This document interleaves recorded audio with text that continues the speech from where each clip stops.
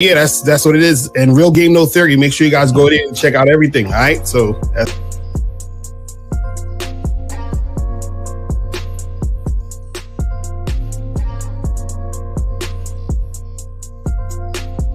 all right, guys, T.D. Williams, over 30 years in the motherfucking game. I'm not a part of a manosphere pill and all that other goofy ass shit they doing. So let's get it, guys. I got a question. Put a Q in there. If y'all want to call in, y'all got the number. We're going to chop it up. Let's get into it right now, gentlemen. Okay, we're talking.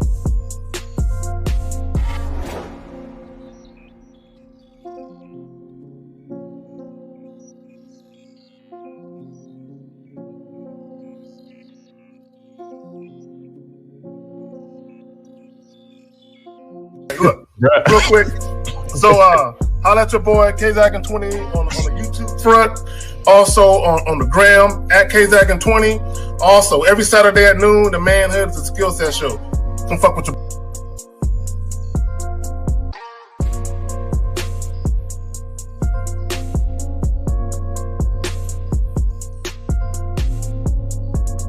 But my name is Mr. 1950.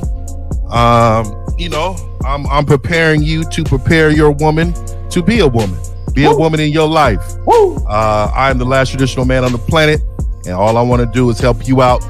You can definitely contact me, Mr1950.com, Mr1950 YouTube, Silverback Lifestyle, Instagram. Just follow me, man. I mean, let's rock.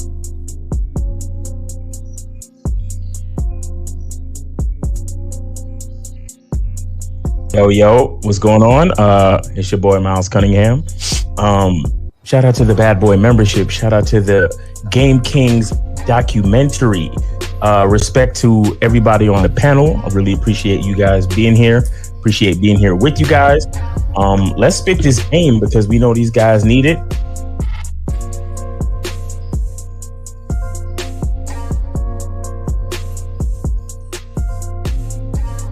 you deal with ain't gonna be a one-night stand, or they ain't gonna be like on the first night. And that's understanding the game too, because if you out here doing your thing, you know it ain't gonna always happen that way. But a lot of times, and this is where we talk about, you guys gotta, use your resources to learn more game and understand this, is that when you're out here really dealing with women, right, you're going to experience certain things that's going to give you a whole new mindset of what it actually means to deal with women.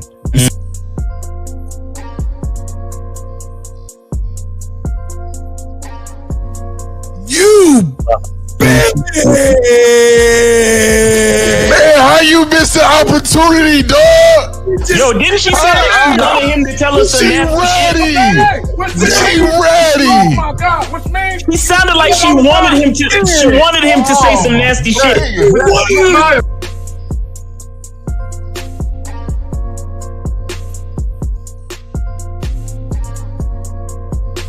He gotta call her back and tell her, look, hey, look. So I've been doing this in the past for a long time.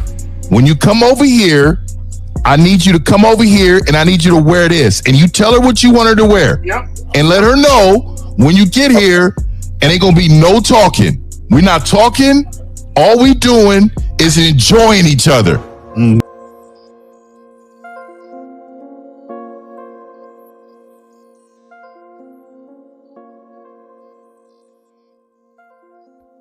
it's like, why the fuck are y'all in these goddamn boyfriend-girlfriend relationships? What benefit is it bringing to you? Now, my thing is, like with the dude that was on earlier that had a chick living with him, she brought no value to that motherfucker. And all she cooked was some sloppy joe and some ramen noodles. So, but he could do that by himself. What he need that bitch for? Stop. You see what's happening right here? What's happening right here is you're letting your ego like fall in place with your dick. You can't do that. You have to separate that shit. You understand? Enjoy your time with these women and then leave it exactly where it is. Because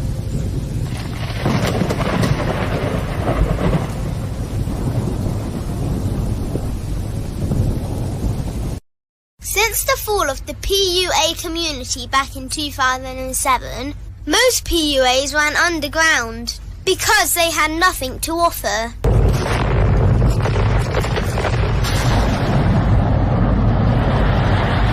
Content creator has become the hero today, dedicated to one single objective: to declaw and defang any person who listens. They decided to join forces to create a cult, and never giving those who listen a solution. It's all about clothes, cars and money, deception and manipulation, indirect game, going your own way.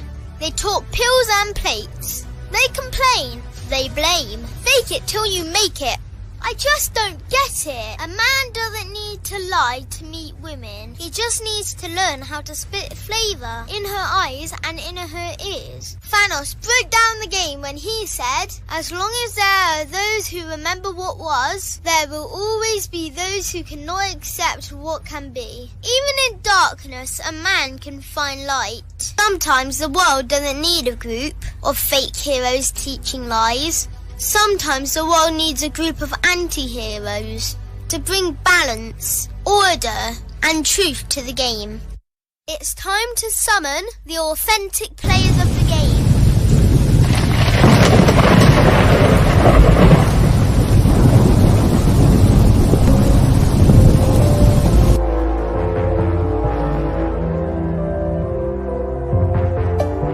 Only one group dares to challenge this threat. Gathered together from the cosmic regions of the streets, these anti-villains are hated because they put all the accountability on the man. They know the game will never be about women. They fight for every young man who is trying to learn their family name. Dedicated to truth, keeping it real and manhood. Get your notebooks out, ask questions, and call in. Don't just listen to the message, become the message. All right, man, let's get it. Let's get it. All right, 50, get him, dude. Tell me about yourself, man. Hey, man, Miss 1950, Miss1950.com. Hey, man, let's get it, man. I'm always happy to be around my brothers, man. All right, Lucario, you up, my brother? What up? What's going on? It's your boy, Mr. Lucario, the bad boy of the dating game. Shout out to everybody in the chat. Shout out to all the moderators, April MC, Joe Blast, Unique 79. Shout out to all the moderators. Shout out to everybody on the panel, and let's get it cracking. Let's go. Hey, Miles in the motherfucking house. Yo, what's going on with you? Yo, get them Mac Lives Matter t-shirts. You feel me? Facts. Mac Lives Matter all day, every day. You know what I'm saying? Shout out to the big homie Steve. You know what I'm saying? Glad you back. Shout out to everybody on the panel, 1950 Lucario. Shout out to K Zaggin. Appreciate y'all, man. Shout out to everybody on the chat. You know, happy Sunday and all that. Glad to be here. So let's get it going. Let's get this game popping. All right, Mac Lives You Matter, guys. Cop that shit, man. yeah, that's real life, though. That's real life shit, man. That's real life shit, man. That's real shit. Ain't too many of Max left, though. You know what I mean? Right, no doubt. Yeah. So, hey, guys, y'all want to call in? Go ahead and call in. Y'all have the number 516-287-1224. If you got a question, put a Q in there, man. Let's get into this, guys. Let's get into it. So, you know, I think a lot of guys out there are taking this too seriously. Mm-hmm. They're putting a lot of extra pressure on themselves when this should be a sport. This should be like picking up a video game or playing 21 outside or football or something like that. What would say you guys? Man, I say this first is that I think the reason why guys take this too seriously is because from the jump, they take women too seriously because they look at women as a gateway to make themselves feel good as men instead of feeling good as a man or understanding your value as a man beforehand. So I think a lot of times guys are looking for outcomes, dealing with girls to make themselves feel good about themselves. So they're like, man, I gotta get this girl's number. I gotta go and smash this chick, or I hope this girl call me back. All of these things, I hope I don't get rejected. All of that stuff is just so much pressure because they want the girl to like them, because the girl liking them means everything to them. And then the girl not wanting to fuck with them means everything to them too. So a lot of it stems from insecurity and trying to find validation through picking up women and trying to make something happen. But like you said, it's supposed to be fun. The thing is this, the more fun it is for you, the better your results are going to be at the end of the day anyway. A lot of these guys, every time when we talk about, hollering at chicks, it's like, oh, but, I keep getting rejected and it hurts my soul and none of these girls like me. And that's why I got to just wait for choosing. Like, it's always this doom and gloom. And I'm like, bro, it's not that serious. You feel what I'm saying? But what's your take on that shit though? I don't think a lot of men treat women as humans. They treat them as like goals. You know what I mean? So right. like serious. So what they do is too, like you see, like men like us, like we can go to a location where there's beautiful women, and we can just have simple, fun conversation with them, and then move on. We don't even need to go to the next levels or none of this, because our life is just built on socializing with others. So a lot of men, they go out and their whole mission in life is to, I have to have this particular woman over here. She's looking good. I got to go get her. Like, more power to you. If you're just a hunter and you just go out just to hunt. I go out to have a good time for me. I'm going out to have a great time for me, and they just happen to be there, and then things happen if I feel like they need to happen that way. But you guys take everything so serious that when you get there, you're like a little robot. Hey, what's your name? Where you going after this? Can I get your number? Can I do this? What are you doing? This is where what it becomes, and that's not fun. Like I'm going out having a great time. Like, you guys need to enjoy life, man. All this time that you guys waste on preparing yourself in your mind just to approach this woman, man, that right there, man, telling me your life ain't shit. You ain't shit, nigga. You ain't shit, nigga, man. Nah, that's facts. Like it says a lot about the person. It says a lot about their life, but most importantly, I think it says a lot about one's perception of themselves, because socializing and getting with females, or just creating relationships with anybody, that's exactly what it is. It's a relationship, right? It's how we relate. And a lot of people don't really understand, or they seem to forget that if you have serious trouble relating to other people, it really starts with you. It's because you haven't really related to yourself yet. Like a lot of people don't really realize it, but a lot of us suffer from being disassociated with self. You understand what I'm saying? Like we don't have an association with ourselves. Right. So when we get into a situation where it's time to relate to a perfect stranger, it doesn't get any better, because we are perfect strangers to ourselves. You get what I'm saying? So it's like I'm standing here talking to a perfect stranger, and I don't know them, and I don't know who's talking to them. Right. So it's a very difficult conversation. It's a very, you ever heard that expression, pulling teeth?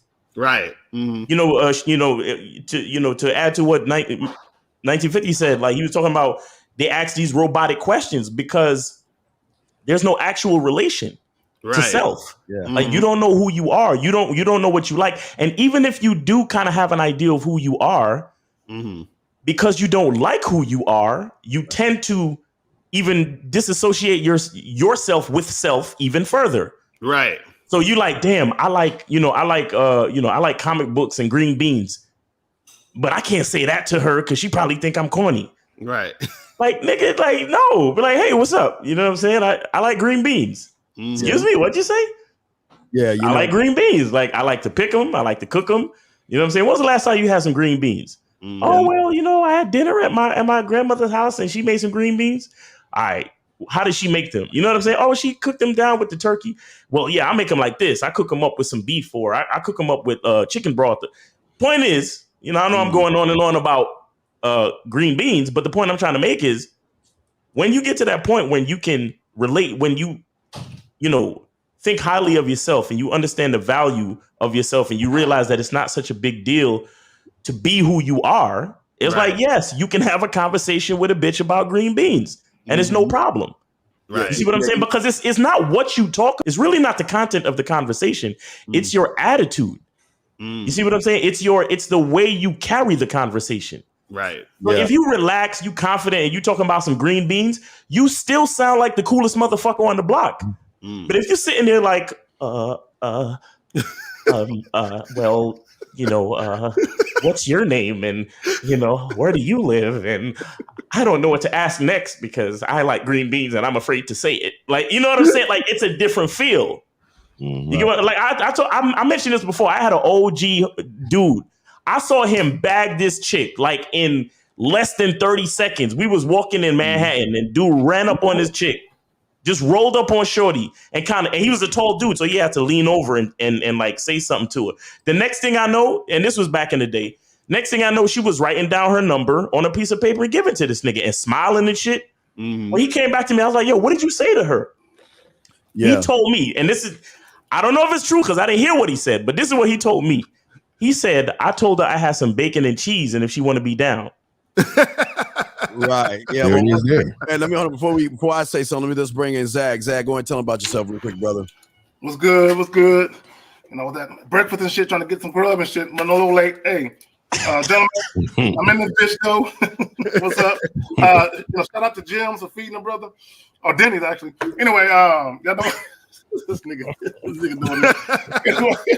All right, man. Anyway, it's good to be amongst my brothers, man. Let's get it, man. All right. Yep. What I wanted to say is I agree with 1950 and Mal. I don't go out looking for women. Matter of fact, I kind of like the movie star thing. I try to avoid going when I go out, like 50 say, I go out to do what I want to do. But I go out and I do everything I can to avoid women because I know if I see it, it's going to trigger. It's going to trigger quick too. Right, you can't control it. So I try to go play. When I try to go, I try to keep my eyes down and I try to go to places where, okay, you know what? Okay, ain't gonna be no women there. Ain't gonna be no. Hopefully, I get around this corner. Okay, good. Because when it happens, the fun about it, like I say, I'm always betting on me. When I see it, it's time to go. It's no questions. But like I would just want to say about this dude, David. David, you got the fucking thing all wrong, brother. What is so special about women that I gotta talk to them differently? No, fuck that. Wait a minute, I'm just now seeing this. He says talk to women differently. No. Bro, they women. Look, let me just add this since I'm late. Let me go and just add my little 2 cents. Do y'all know I would talk to a chick who works at McDonald's the same way I would talk to a chick who got a PhD? They just women. They just, dudes be so captivated, intimidated even by a woman's level of career success and her level of education. She's supposed to do that. Okay, for her. So to me, it's like, why would that shit is inconsequential to me? It don't move me. It don't matter to me. It has no impact on my life. So why would a woman's level of education or level of career success alter what the fuck I do? Right. You know what I'm saying? Because I've heard guys say, "Oh man, she got a real good job, so I got to be careful with this one." And I'm like, man, get the fuck out of here. You know what the problem is? A lot of these dudes, they're trying to get to know a chick. Yeah, you know what I'm saying? And so that's the thing. That's not what it's about. When you go and approach a girl or holler at a girl, you at a party, at a bar, you in the street, whatever, you see a girl and all that other stuff, to know her. You understand what I'm saying? She needs to try to get to know you, but you ain't need to try to get to know her. You understand what it really is that when you're interacting with her, all you're doing is saying what you need to say in order to get what you want to get done. So that's what you're doing. You're not there to try to get to know her because who she is at this point doesn't matter to you. You understand what I'm saying? All that matters to me at this point is when I speak to you, you're listening. When I say to do this, you're doing what I tell you to do. So you see what I'm saying? So if I say put my number in your phone or whatever, I just need to know that you're going to do that. You understand what I'm saying? If I approach you and I see you walking and I say, "Hey, hold on for a second. Let me stop and talk to you for a second." I just need to see if you stop and talk to me. You see what I mean? Right. I don't need to get to. That's all I need to know at that moment. You see what I'm saying? And a lot of times, what happens is that guys are thinking about it from the woman's perspective of, oh, well, let me see what she wants and let me see what she's comfortable with. And it's like all of that don't matter if the girl ain't really listening to what you're saying and doing what you need to do at the beginning. You see what I'm saying? We got a call if y'all ready. Okay. All right, real quick. Dudes be on their best behavior when they meet chicks. Chicks they meet me, they be like, "Damn, you're abrasive," but I like it. I'm like, I'm showing you who the fuck I am.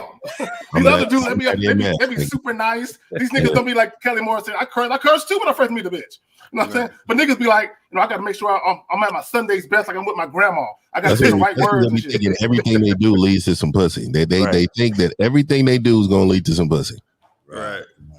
But yeah, we take a call. All right. Let's see.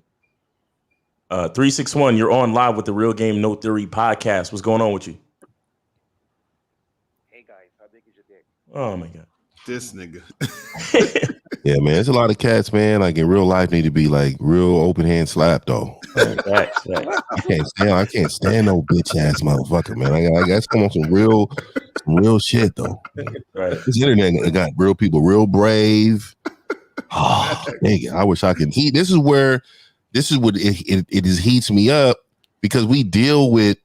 It's just not. It's just the whole social media, YouTube. People really think they got access to you. You know what I mean? That's you's a bitch for that. I hope you die. Don't kill yourself. With the 1950, I feel it makes you want to beat a nigga up. Like I just want to beat the fuck out. I'm saying, like, dude, like you're not. I just want to beat you up. It's funny how it's funny how they're so brave online, but they'll never be that brave in front of a woman. That's the funny part. Yeah, you see what I'm saying? Those are the same guys that be crying that they can't get girls or girls don't like them. And all this white other draws stuff on the couch right now, dog. Yo, put a question in the chat. You know what I'm saying? Put a question in the chat. Y'all ready for questions and shit like that? But I wanted to add to what Mr. 1950 and K Zaga was saying about the best behavior and trying to tailor your behavior to lead to pussy. You understand? And that's a mistake because that's you putting pussy over your own personality and behavior. Yes. Literally. Right. Understand? And that's what these nice guys do. And that's what and that's the thing. That's what people don't understand about like a true player. That's what people don't understand about true Max. Like macking and being a player is a real lifestyle, bro. It's a fucking. That's why Steve said. When you're looking at it, half the time when he go outside, he put his head down because it's like I know once I get started, it's a wrap for these hoes out here. It's a fucking wrap. Like once I get started, I'm gonna have 10 bitches playing with themselves, sending me pictures and shit, blowing up my phone, and it all because I said hi to one bitch. Like you feel what I'm saying? Like I used to walk out and wink at other men's women just to see their reaction. I used to just wink right in their face, like, bow with the wink, just walk right by them and shit. And then you'll notice the rest of the night they looking like, did this motherfucker just wink at me? I get to wave this shit. Like, I'll be just like this and shit. Speaking of winking, did y'all hear that shit about the brother in Oregon? He gave this white chick a compliment and her man killed that nigga. Oh yeah, I heard about that shit. It happens, bro. It's like really, because niggas was in the comment section of the video saying, "Oh, he disrespected the guy." I'm like, nigga, because he gave the chick a compliment. Wow. Y'all killing niggas because a nigga said your bitch was cute. Is that what we're doing? See, that's why I got my concealed though. So I'm ready to go. And like I always try to advocate for men to be men, dog. Sometimes there's gonna be emotional foolishness. Protect yourself, man. That's a part of being a man too, man. Carry protection all the time because there's foolishness out there, man. Don't be this guy that just think, oh, ain't nothing gonna happen to me. That's all about being a man too, man. Protecting yourself and your property, man. No matter where you at, where you go, that's a bitch ass nigga right there. Somebody giving your woman like I used to go to the bathroom or act like I'm going to the bathroom. Leave her at the table. I didn't care. Right. I'm going to tell him to give me a Red Bull too. I don't drink. Tell him to give me a Red Bull. Let me get 2 Red Bulls. Exactly. I'll come up over there, shake the man's hand. Exactly. If nobody wants your girl, let me just tell y'all the minutes. If nobody wants your girl in a dark alley at 2 a.m. in the morning, how does that make you feel? You know what I mean? How does that make you feel, dog? So at the end of the day, that's a compliment to you, bro. Like, just stop tripping. This man wanted your woman. You know what I mean? As he should. Right. Exactly, as he fucking should. Like, straight up and down. Like, Because, and again, it all goes back to that like delusional body count thing. Like all of these niggas want to fuck, but they don't want bitches fucking.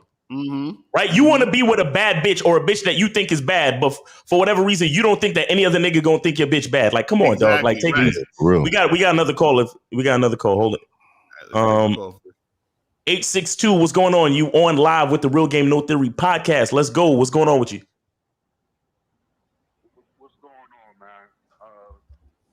Dude from Jersey right here. So, look, I got a question, right? I never heard Lucari or any of y'all talk about this. I never had problems with chicks across my life, right? And because of that, I'm real picky about who I fuck with. And I don't fuck, I don't just fuck with just anybody. So playing a numbers game is fucking hard as hell for me. But I know you do have to have a selection. What I like to do is keep a little handful. But the problem is... What's your question, man? Especially with COVID and all this shit. What's your question? I can get to it. What's your question, bro? COVID and all this shit, it's not a lot of chicks out here. So when we get to this numbers game, I'm going on these apps and I'm not seeing that many chicks. Where you live, bro? Where you live? I'm in the North area. Newark. You can't find bitches in Newark? Come on, son. You talking about in the state of hold on, is that New York? That's in Jersey. Jersey, New York. Yeah. Stop it, bro. Drop me off in Jersey without $1 in my pocket, bro. I'll be eating boneless chicken like Steve and shit. Wait, caller, how you can't find no women in Jersey, my brother? Hold on, caller. How you can't find the women in Jersey? No. What I'm saying is, it's the quality. It's not that many good-looking bitches. So because shit. Come on. Stop. Wait. Hold on. How? Okay, let me ask you a question. How many chicks you smashed in your life? 2. I mean, probably hundreds. Okay, so then hundreds. So then, if you smash hundreds, then that means that you found hundreds of girls fuckable. So how all of a sudden now you can't find no fuckable women? What are you looking for? Are you looking for a relationship, or are you looking just to smash? Hear me out. But that was then. This is now. Y'all just ass everywhere. What the fuck you talking about? My quality done went up. Man, look, man. This is a quality in a relationship and the quality of fucking are two separate things. Yeah. Caller, what are you looking for? You looking to smash, or are you looking for a relationship? What are you looking for right now? I'm looking to smash, but if the quality ain't out there, there's a problem with man. I'm gonna tell you right now, dog. The quality is smashing. I think too many men lie on their dicks.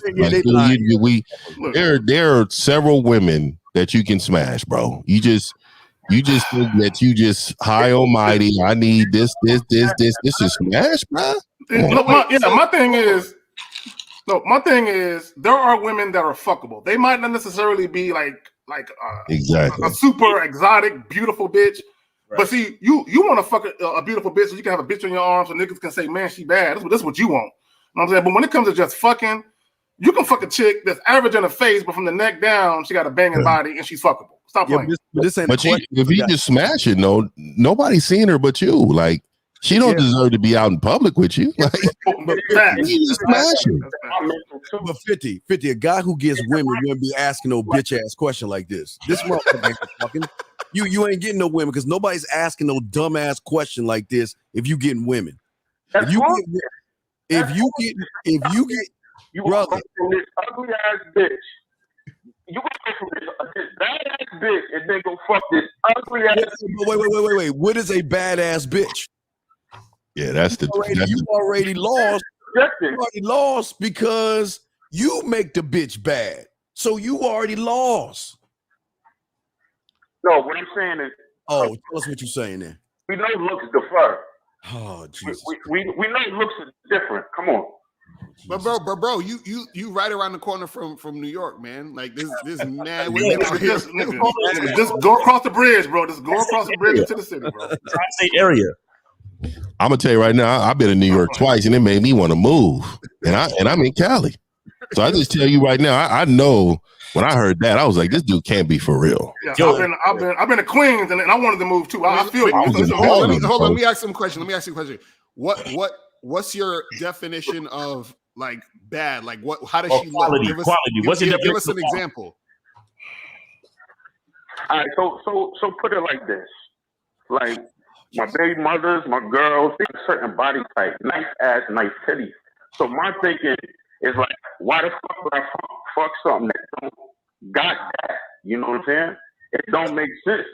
To go But why you not able to find nice ass and nice titties in Newark or they're all over the place, bro, or New York or wherever? Well, how come you can't find that?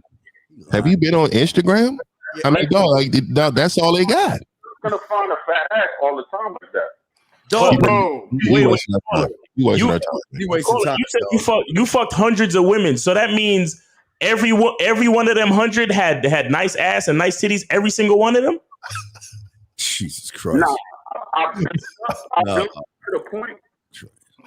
April Miles got him right there, man. If the ass ain't fat, if the ass ain't fat like that, or the titties ain't like that, or her looks ain't like that, it's just like I'm turned off.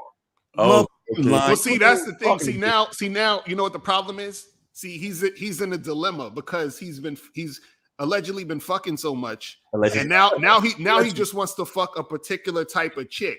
Right. But what you don't understand is that particular type of chick isn't out there in abundance. This is what dudes don't understand. This is why you have women who are fuckable. You understand what I'm saying? Because you're not going to always get that. It's almost the equivalent of a woman saying, yo, I'm only going to fuck with guys who's over 6 feet.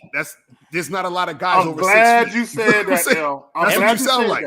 Everything about this call is feminine, but go ahead. Yeah. No, I'm glad L said that.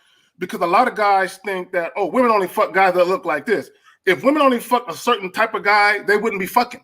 Yeah. Because those guys they don't grow on trees. Like if you're being really particular and picky about your type, then you might as well find a chick and get into a relationship with her. Right, exactly. Because if you're single, you're not going to find that specific type of woman everywhere. Yeah, they'll fuck many men, but they obey certain types. Mm-hmm.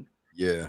Yeah. So, yo, and also, caller. Let me ask you something. Real quick. To go with the topic of the show. Like, do you find going out and socializing with females? Do you find it to be fun? Of course, I did that shit. I was riding last night. That shit fun as hell. Nigga, you got busted, nigga, because you bitched about. You just said that there ain't no women out there. Now Miles just busting your ass. Now get this cake off. Ain't nobody talking about ain't no woman. Get this dolphin off the fucking phone. Okay. When it comes down to sex, I'm turned off if it ain't what I had. You know what I'm saying? If it ain't quality of what I had. See, he's just being too unrealistic now. That's all. He's acting real feminine about this shit now. So he's calling up like, guys, I'm picky. So what do I do? Stop being so fucking picky, bro. Right, exactly. Whatever female you meet, she's following your lead. Right. You get what I'm saying? So a lot of times, all right, Earl Nightingale said this, and this is on some inspirational shit, but you might be able to use this game with how you deal with bitches. But Earl Nightingale said the people that make their dreams come true go after their dreams relentlessly, and they go after they find the circumstances to help them fulfill their dreams. But when they cannot find the circumstances to help them fulfill their dreams, guess what they do? They create them. Mm-hmm. Right. You understand? So if you really think that socializing with females is a fun thing, then while you're socializing with them, find out if the bitch is coachable so she can turn into what you want. You understand? If her ass ain't fat enough, find out if she's willing to go to the gym and do some extra squats or whatever the fuck she need to do to get her ass the size you need it to be. You understand? Create a bitch. The problem is your ass is getting picky. And at the same time that you getting more and more picky, you getting more and more lazy, my nigga. Understand? Again, ain't nobody on this panel sorry for you. Right. This ain't the coping channel. Right. This ain't the coping channel. If you can't find the circumstances that you want, huh? Mm-hmm. No, you said some shit. Go ahead. I said if you can't find the circumstances you want, you gotta create them, man. Yeah, bro. You can find and you can find a woman that puts herself in position for you to do the things that you want. Like, you know, there's so many women that cannot wait till a man comes in and designs her life for her. Right. You know what I mean? And that's another thing. The windows, the drapes, like design her whole mental aspect of what she got going on. Think for her. And let me just say this, because dudes is getting like females, y'all getting real superficial and shit. My thing is, for real, yeah. I'm more concerned because I've dated women that weren't my physical type, but they were cute enough for me to fuck with. But the reason why I'm fucking with them is because they do what I want them to do. Exactly. You know what I'm saying? They act and they behave in a way that's conducive for me to feel like she's adding value to my situation. I'm more concerned with that. Y'all niggas be so captivated by a woman, and that's pedestalizing the bitch. That's what you actually doing, caller. You pedestalizing a woman, acting like because she looks a certain way that she's a quality woman. Fuck how she look. Right. Okay, look, the only nigga that should be concerned with how a woman really look and be picky is pimps, porn directors, and strip club managers. That's it. Exactly. Yeah. And whoever is working at the front desk at the fucking law firm. Nigga. Right. Facts. You know what I mean? Yo, and caller, always remember this shit. Yeah. Caller, remember this shit. Remember who the lowest common denominator is, right? Remember the common denominator in all these situations. If you live in a metropolitan fucking city and every bitch that you meet is low quality, figure out the common denominator, my nigga. Right. Yeah. Exactly. I'm gonna tell you right now, dog. You can post at a AM PM gas station, dog, and you can go to work. Women pump gas. You can really post up with a Monster energy drink right there and just lean on your car and wait for them to come and just go all day long and coming and going, dog. Like I don't get it. I don't get it. Stores, any or Whole Food, organic, Whole Food store, yeah, anything like that, shit, man. And especially the body type you want, go into Whole Foods. Yeah, go into motherfucking areas where you know Trader the fucking gym. The gym, they don't got no gyms out there. Trader Joe's, Whole Foods, the health food store, the freshly pressed juice store, like the juice bars. Where they sell the fucking wheat grass and the smoothies and all that shit. Right. See, I don't really like them like that. I'm meeting the ones at the steaks. We getting steaks and shit, shrimp in this motherfucker. I like a little meat. Like I don't like all that.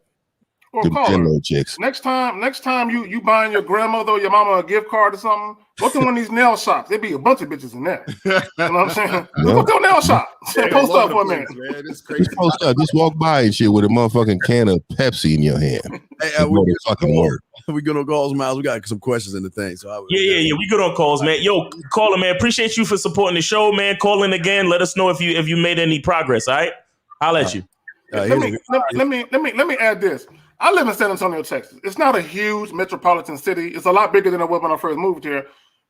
But on any given day, I come across at least a dozen women that can get it. You know what I'm saying? Right. So I don't see what these niggas is talking about. Right. That's crazy. So this question says, when building sexual attraction with a woman, what does it mean when she replies that she likes to take this thing slow? That means she ain't sexually attracted to you, bro. That's it. She ain't feeling you, my dude. Yeah, I mean, K-Zaggin just did a video the other day about this shit. No, I'm just basically, yeah. And when a woman is sexually attracted to you, bro, she want the dick. She want it now. You know what I'm saying? She don't want to wait. Okay, matter of fact, you fuck around and make her mad if you make her wait and shit. When she replies that you may be sounding a little thirsty in your comments to her too, in your little messages to her though. You may be so thirsty in those messages. She be like, whoa. You know, hold on. Here's what I want you guys to understand, and this is how a lot of you guys, you make yourself a target, okay? Because you're easily manipulated by women.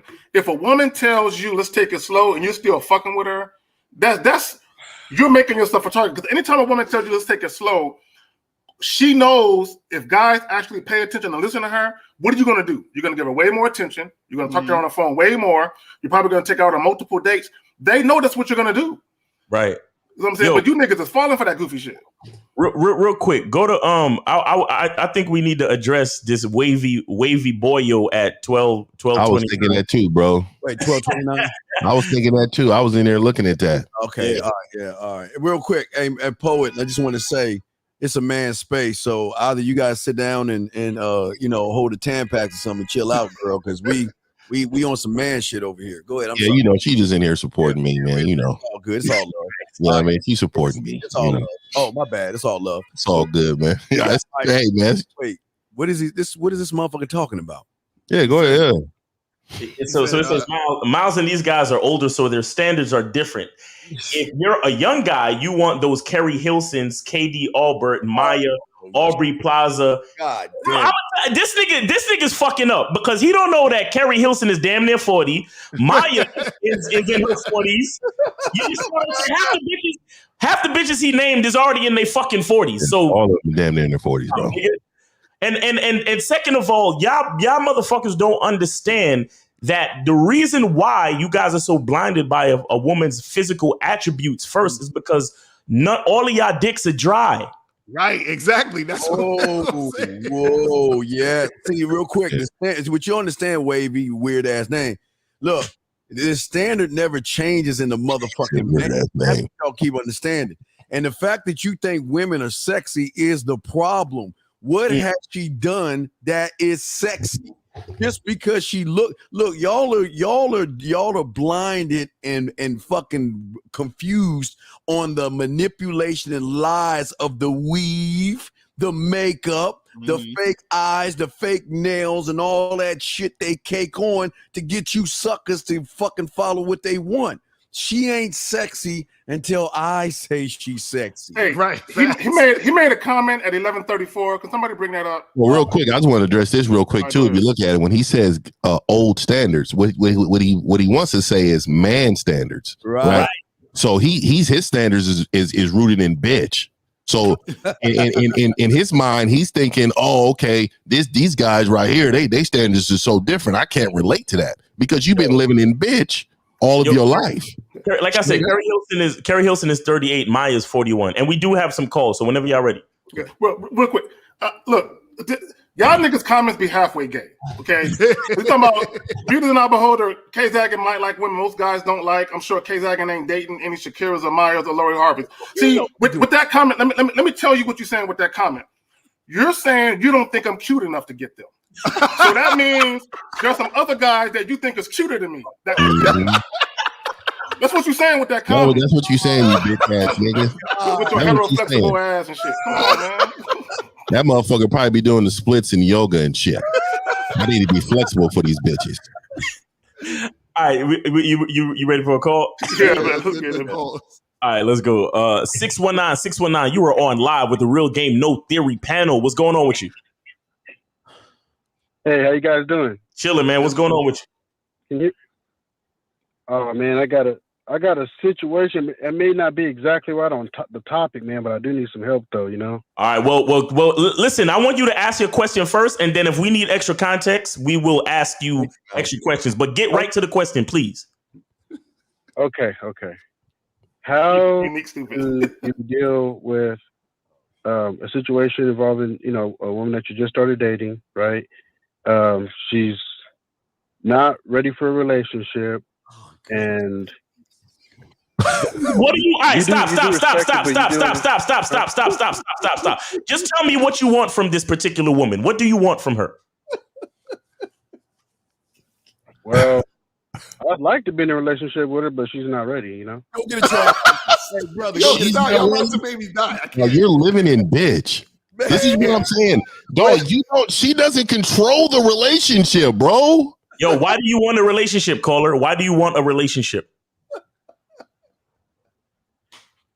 Well, I just started, kicking it with her. Why do you want a relationship? Answer the question. Why do you want a relationship? You see, we're done. We're done. We're done. No. Listen. I'm gonna ask you one more time. Why do you want a relationship?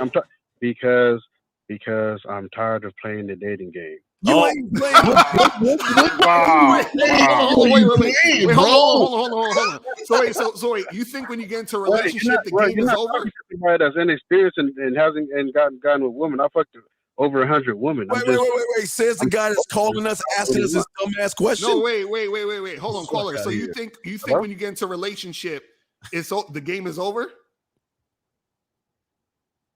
Oh man, that's a good question to call you. Jesus Christ. It never stops, bro. Caller. Your life. Caller, listen. Caller. Here's what I'm gonna do. I'm gonna put you on hold just for a second because I want you to think about your situation, and then I want you to come up with a viable.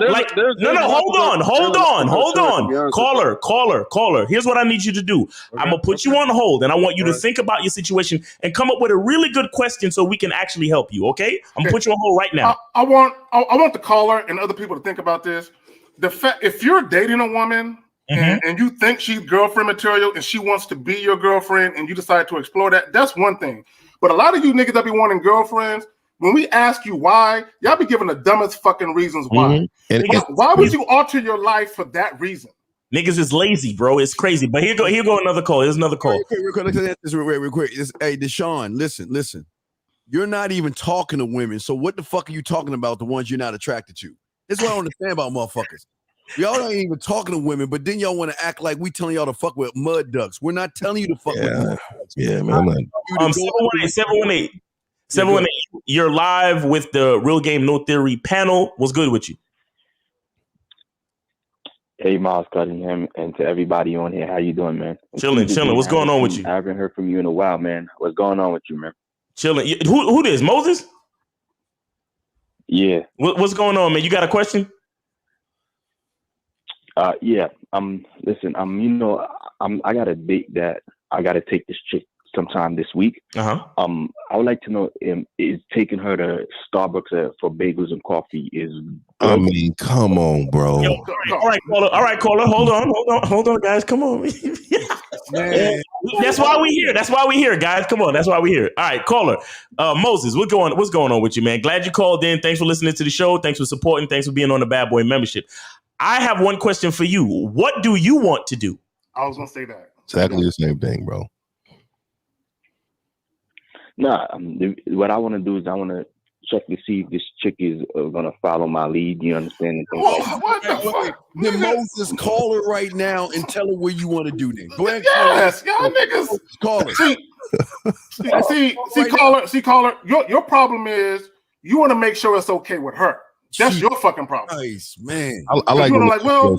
Well, go ahead. 1950. You got it. My bad, man. I like what Lucario be like. Tell people, man, like when he's saying that, man. If you want a steak dinner, man, and you want to eat this steak dinner, and you, but understand, I'm gonna let Lucario explain it because he explained it really well when he's talking about when you go out and you having a good time with yourself, bro. Why you men act like that you just got it? It just has to be this way, or you just feel like you just fucking like I'm just getting taken advantage of. Like, dog, live your life, bro. I don't get it. I don't understand. Moses, that's what I want. I need you to understand this, Moses. The date is not about the woman. It's never about the woman. A lot of you motherfuckers are so socially conditioned to where when y'all take women out, y'all think it's customary to be concerned about what the fuck she want to do. The date is never about the woman. Look, you can take a woman somewhere and she might not like it, but because she's with you, she like it. Well, okay, but because she's with you. Moses, why don't you call her right now and tell her what the fuck you want her to do? Moses? I want to, yeah, I'll do it. No, call her right now and tell her what the fuck you want to do, man. We listening. You got the balls to do it? Let me set you up for success before you make that call. Shit. You said that you wanted her to follow your lead, and this is what you wanted to do, right? Being a leader doesn't start when she says that. Thank you. You are a leader regardless of if she's in your life or not. So when you call, you direct traffic. You're calling her, you're letting her know what you got going on. That's it. And what you want her to do. And then say, hey, be ready. As a matter of fact, put on this red dress or the heels or something. I want to see you in that too. You get what I'm saying? Direct traffic, bro. Stop being a guy being led on by a leash from a woman. Yeah, they don't even want that position, to be honest with you. Right, Moses, you gonna call or not, man? Because you don't like wasting my time listening to your cake ass shit you saying. Yeah. I thought K-Zagging, I thought y'all was saying something. But I'm calling right now. Let me mute my mic, man. Yeah, we can call. Go ahead. You got 20 seconds now. I'm counting you down. 20. Go.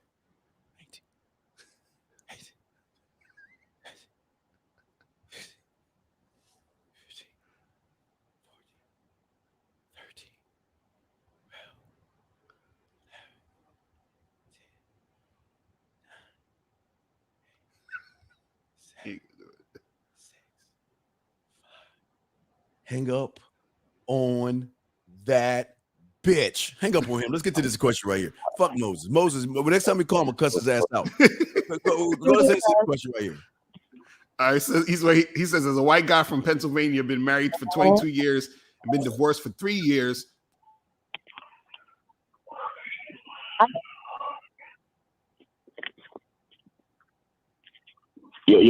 Hold on. She just hung up because I couldn't hear because y'all was talking. So I'm gonna call her again. Hurry up, Moses, because we answering this white guy from Pennsylvania's questions. Go ahead, click over. We should.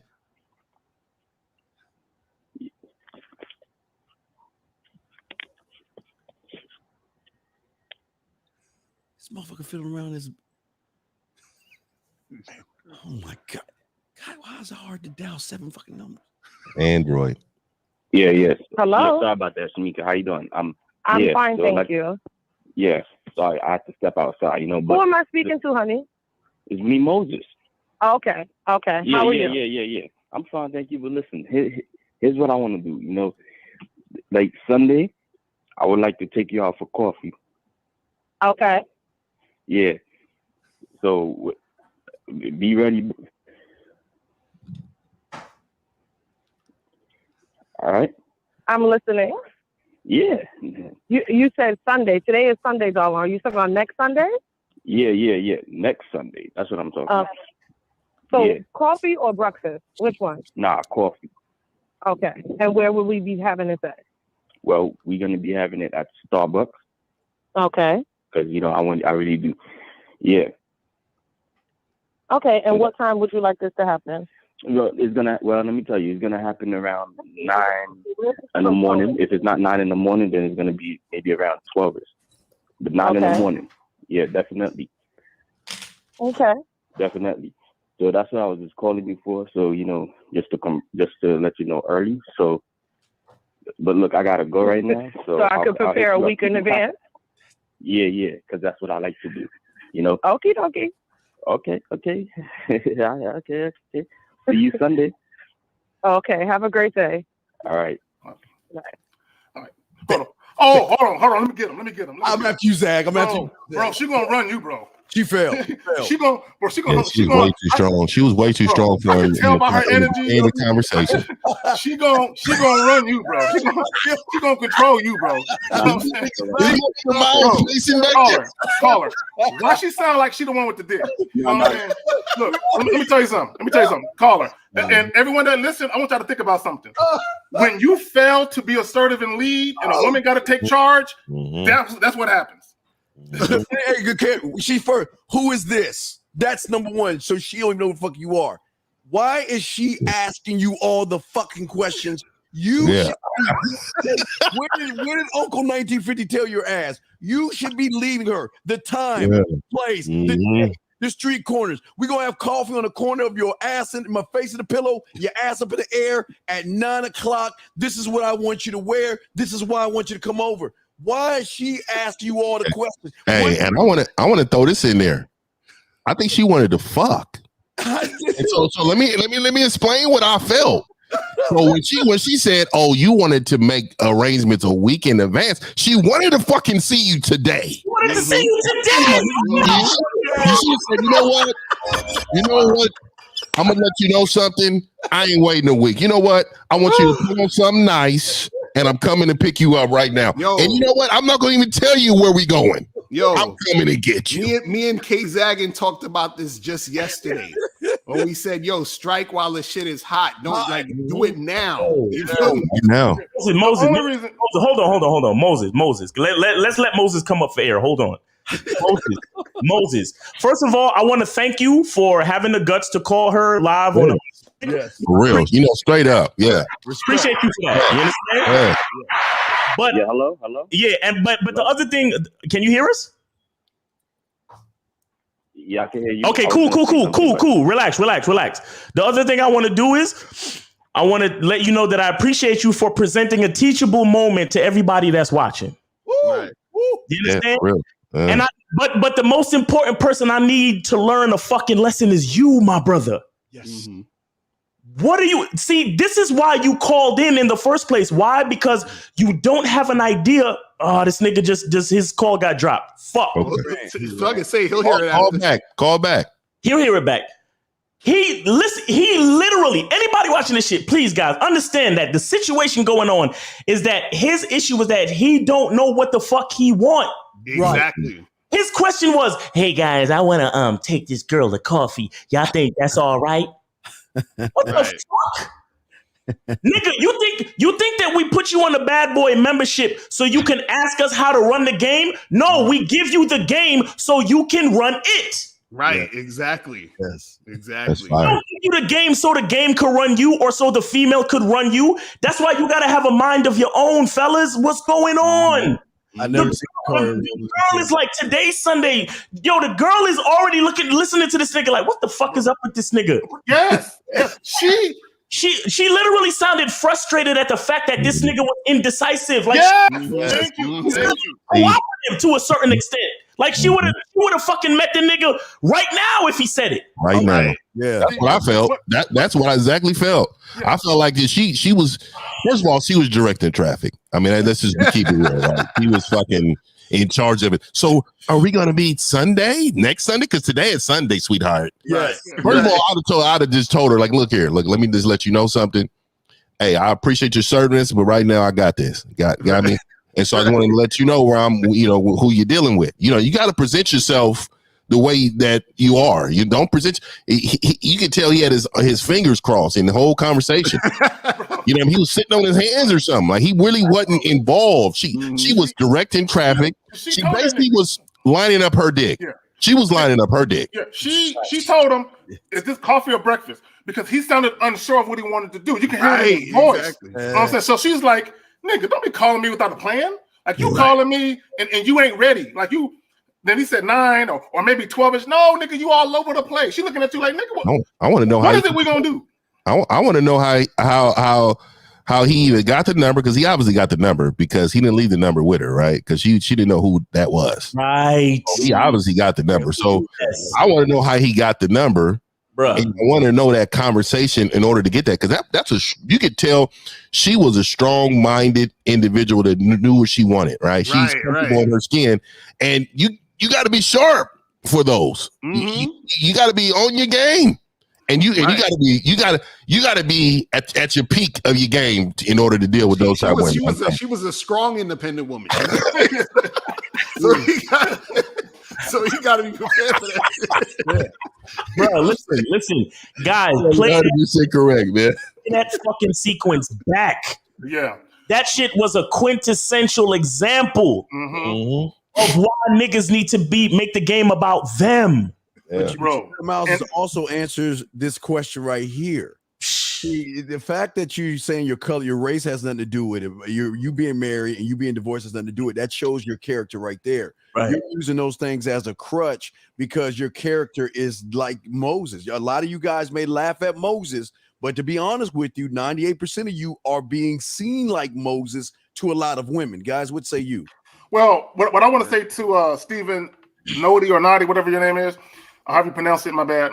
My thing is, because you said, why is it hard for me to get a woman to like me for my character and not just my money? How does she know you got money? What are you doing? Exactly right. Because how would she know that? Mm-hmm. See, this is what guys with money like to do. And Stephen, I'm not saying you do this. Maybe you do it and you don't realize you do it.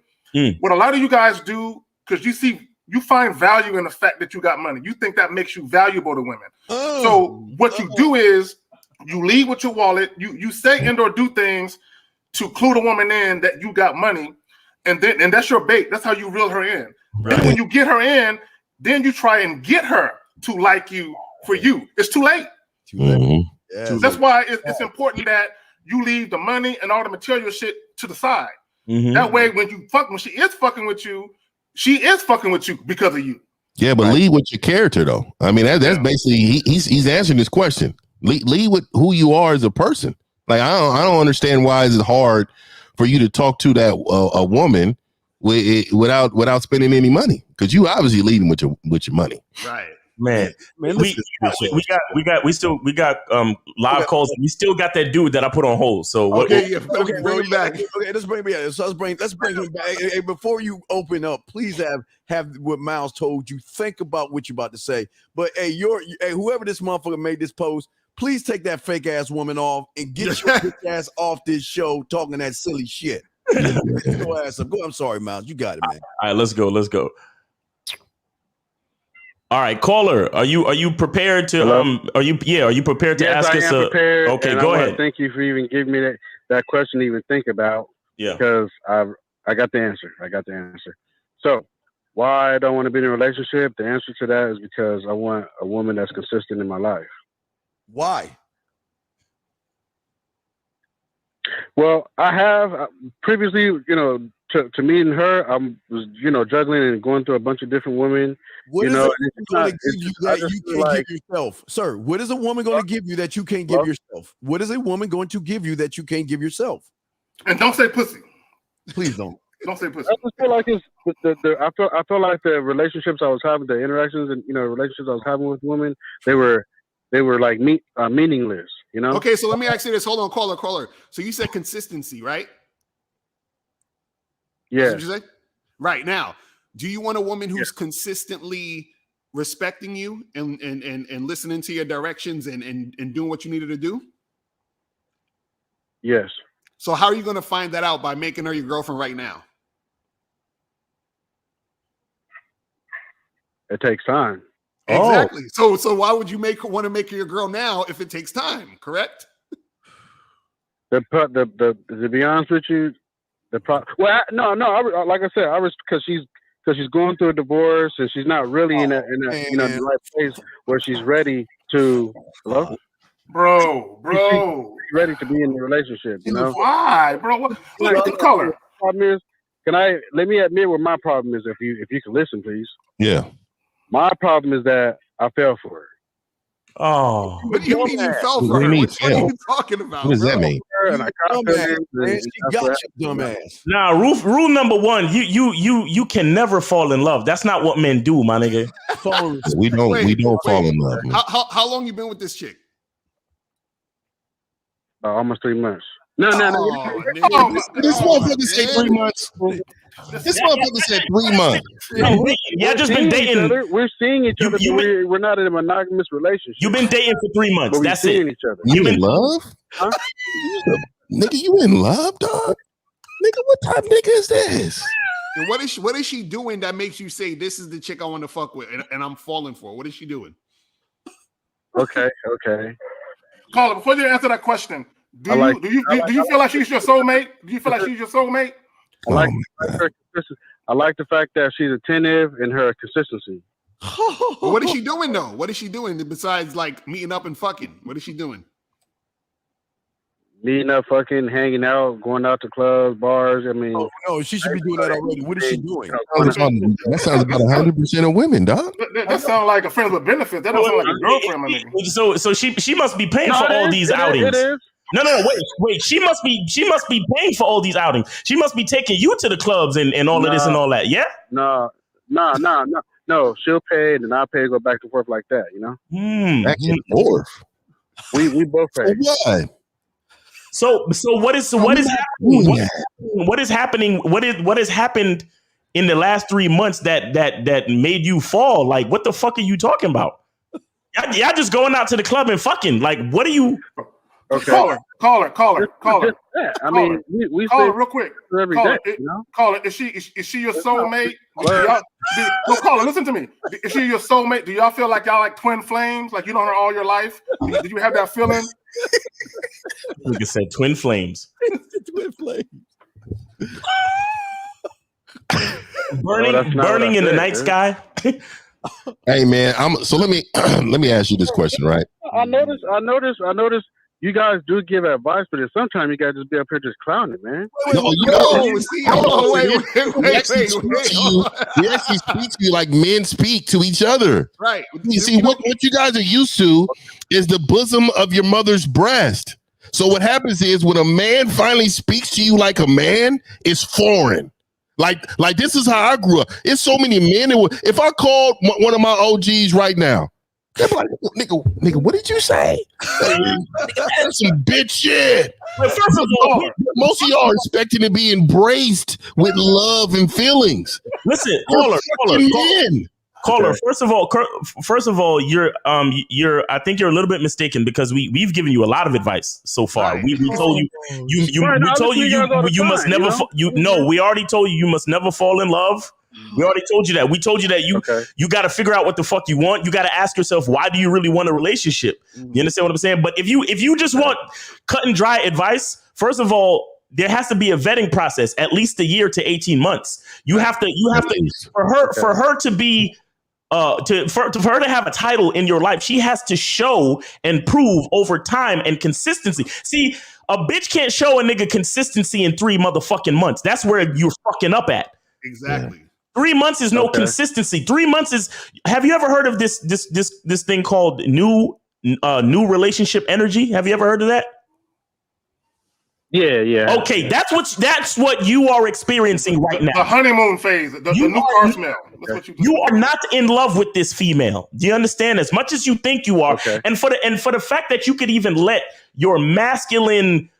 Your fucking masculine even get to think that you're in love with a bitch after three months. How old is he? How old are you, caller? How old are you, caller? Well, I'm 36.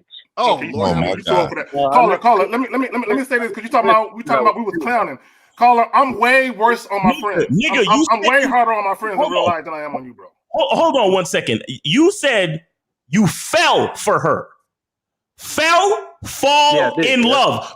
When somebody says they fell for somebody, that means they fell in love. Don't fuck with me, bro. Okay. You want to talk about, hey man, you guys give advice, but you just clowning. Well, why the fuck you lying?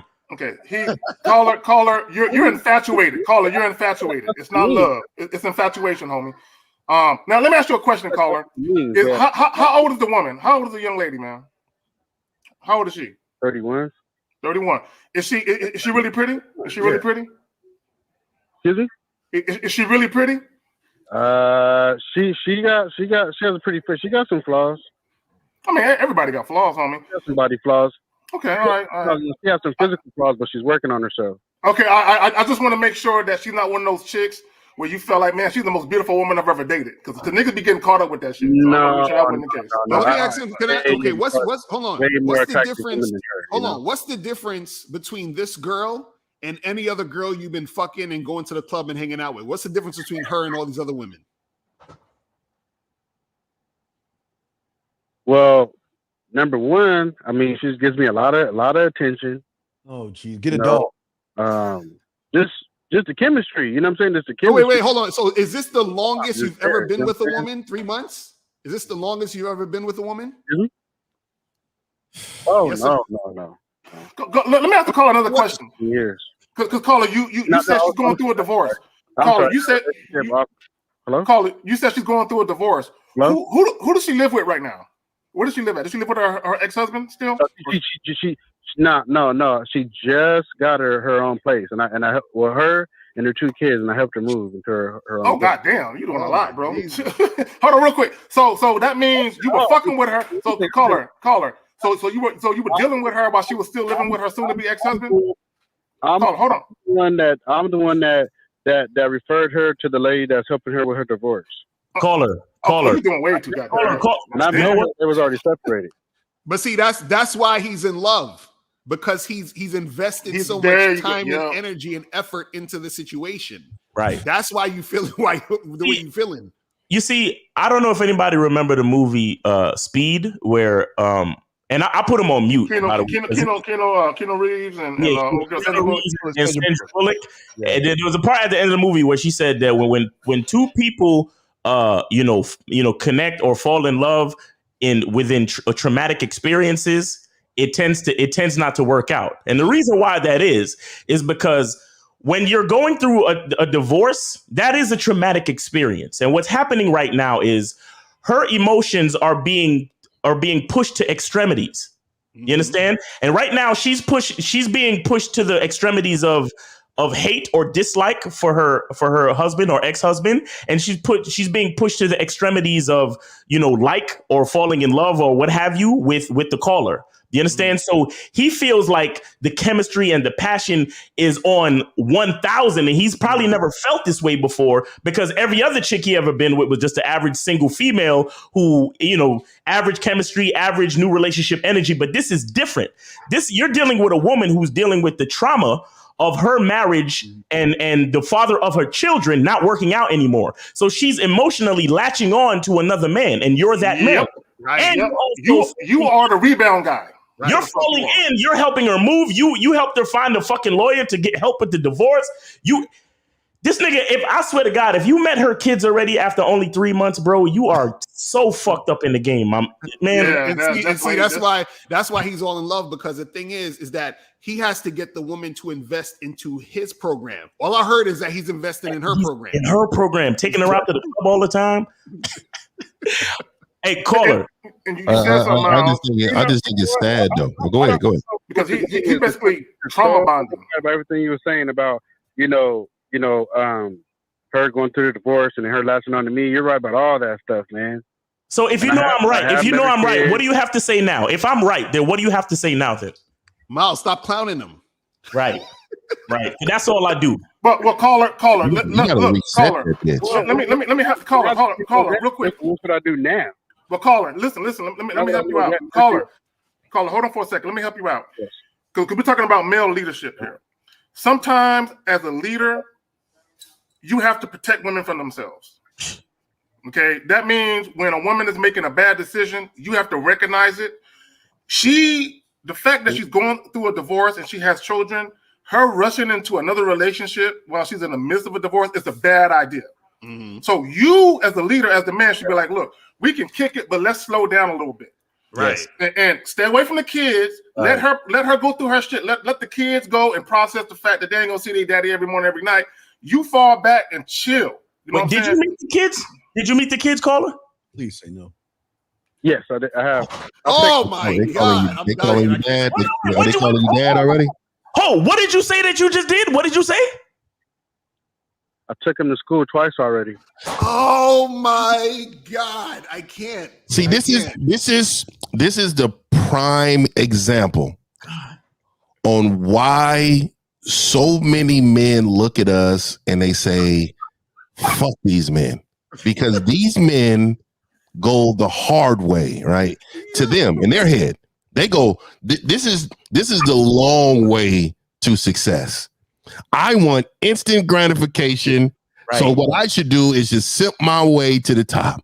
Right. I should take kids to school, cook top ramen for dinner, and tell this woman I love her within 3 months. I think, to be honest with you, man, it has nothing to do with these women or these kids. It has everything to do with you and yourself and how you feel about yourself and your value. You're giving away all your resources, no matter what those are, within 3 months, bro. You're like an instant family to this woman. I got two questions. One, caller, have you spent time with the kids by yourself? Hold on, caller. Have you spent time with the kids by yourself, and have you bought them any toys yet? No. Have I bought them any what? Have you bought them any toys? Hello? Have you spent money on the kids? Breakfast. You took them to. He said you took them to breakfast. How old are the kids? Real quick. How old are the kids? In the back. 6 is the daughter's 6 and the son is 13. Damn. Wow, bro. You're doing way too much. So that's why you're falling for her. You're doing way too much. Hello? Yo, caller, let me ask you another question. Do you have kids of your own? No, I don't. Oh. Have you always wanted to be a father? Yep. Yes, I have. Oh. So you got a ready-made family? Caller. I have one question, and shout out to the big homie Steve the Dean. Why do you hate yourself so much? Thank you. Caller? I wouldn't call it hating myself. Oh, but no, wait. Let me explain to you how you hate yourself. Your life as it was before you met this woman, in your opinion, was so fucking horrible that you decided to take a woman who is in a bad relationship. You decided to help her even further into a bad relationship. And now you're trying to move right in to become an insta-dad. Mm-hmm. Those are the actions of a person who feels like they have nothing to lose. You are being very reckless with your value as a fucking man. You don't love yourself, my nigga. And so you're trying to love this woman and love her children to compensate for the love and the lack of love that you have for your fucking self. Yeah. That's why I said I don't think it has anything to do with them. I think it has everything to do with how you feel about yourself. And the worst thing, go ahead, Miles. I'm sorry. I'm just saying he wants some fucking advice and he don't want niggas to clown. But go ahead. Until I met her, I was against being with any woman with kids. No, exactly. Caller, hold on for a second. I'm gonna put you on hold. I'm gonna let 1950 talk. Hey, real quick, I just want to say this to the man that's with this ready-made family, right? You really got to look at your process. Like how did you get here, right? Think about the time that you got here, bro. It is literally 3 months. And you're already invested in a family. I don't even think you're in love. You're in love with the idea of being in this situation with someone who's solid, who's someone that you feel like is good for you. You haven't even dealt with the ex-husband yet. Being around the kids in 3 months. I'm gonna tell you right now, because if he's a real one, it's gonna be very difficult for you, because all he cares about is his kids, and he has a 13-year-old daughter in the house. So what I'm telling you is, man. wait, hold on. 13-year-old son, 6-year-old daughter. So it's even worse. No, even worse. That's even worse. Just reverse it. It doesn't matter. This is what I'm talking about. For this woman to put you in a situation that you're going to be you're a father figure. Right now, you're acting like daddy, but you're not daddy. And to you brothers out there dating women with kids, that's not a problem for me, as long as you have full autonomy over them.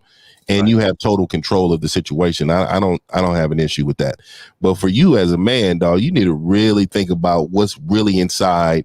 You need some fucking count. You need somebody to lay on somebody's couch, because you're not fully there, bro. You looked at your life and you said some things about yourself. You said, you know what? I'm not worthy of having someone follow my lead. I'm not worthy of having somebody in my life that I choose, because she chose you. You did not choose this woman. She chose you, and you are a puppet in her life. Preach. And then it's gonna suck when she drop his ass, and then he's gonna feel a certain type of way. Look, bro. Let me tell you what was supposed to happen if you was a player that understood game. You were supposed to meet this chick. She was supposed to explain to you, I'm having troubles with my man. You were supposed to dick her down lovely and tell her this is what you do to patch things up with your man and continue on having a beautiful life. You were supposed to fuck her for about a month and a half to 2 months. And then ease her back to her fucking husband. That's what you were supposed to do. Right. Be the glue. That's right. Yeah. You should have fucked some sense into her. Exactly. You were Mac supposed to keep that marriage together. You were supposed to keep those kids around their father. You were supposed to be instrumental in making sure that family stayed together. He out here ruining your life. How dare you fuck up that home, bro? Max, no, let me tell you something. Max and players are the ones keeping the American family together. Max. Yeah, man. Facts. You should have informed her. You should have informed her how good her life would be for her and her kids if she stayed with this man. Yes. Right. Yes. All right. Wait, hold on. Caller. Yeah, go ahead. Go ahead. So when I met her, they were already separated. They were already not together. Mm-hmm. he had the woman that he was been cheating with the whole time. Oh man, she doesn't send you the drag story. No, who gives a fuck? Caller. This is what I'm saying. This nigga throwing a cake. Women are going to tell you what you want to hear, and you believe that shit. Have you talked to him about it? Caller. No, I'm just asking. Did you talk to him about it? Can you answer that, sir? Caller, do you not realize that you played the role of Captain Save-A-Ho? That's exactly what it is. You threw on your cape and your motherfucking tighties and just flew in and saved her, bro. Come on, bro. How do I act, you know what I'm saying, and conduct myself according to the situation from here on? To be honest, are y'all living together? No, I got my own place. Okay, so you in good position to walk away from the situation, because you obviously know this woman is not of value to you. You stood on this phone for a long time and agreed with a lot of what we were saying. So you obviously know that this woman has situational flaws. And you even said you was cheating on yourself when you said, oh, before I didn't even date women with kids. And if that's your standard, why are you cheating on yourself now? Right. Yeah. Right. So you already know what we're saying. You just need to hear it from us. I'll tell you why. Because I thought about it, and I realized that I could miss. Basically, if I don't take an advantage of this and go on it, because I liked her, at first I just wasn't, you know what I'm saying? No. Finish your thought.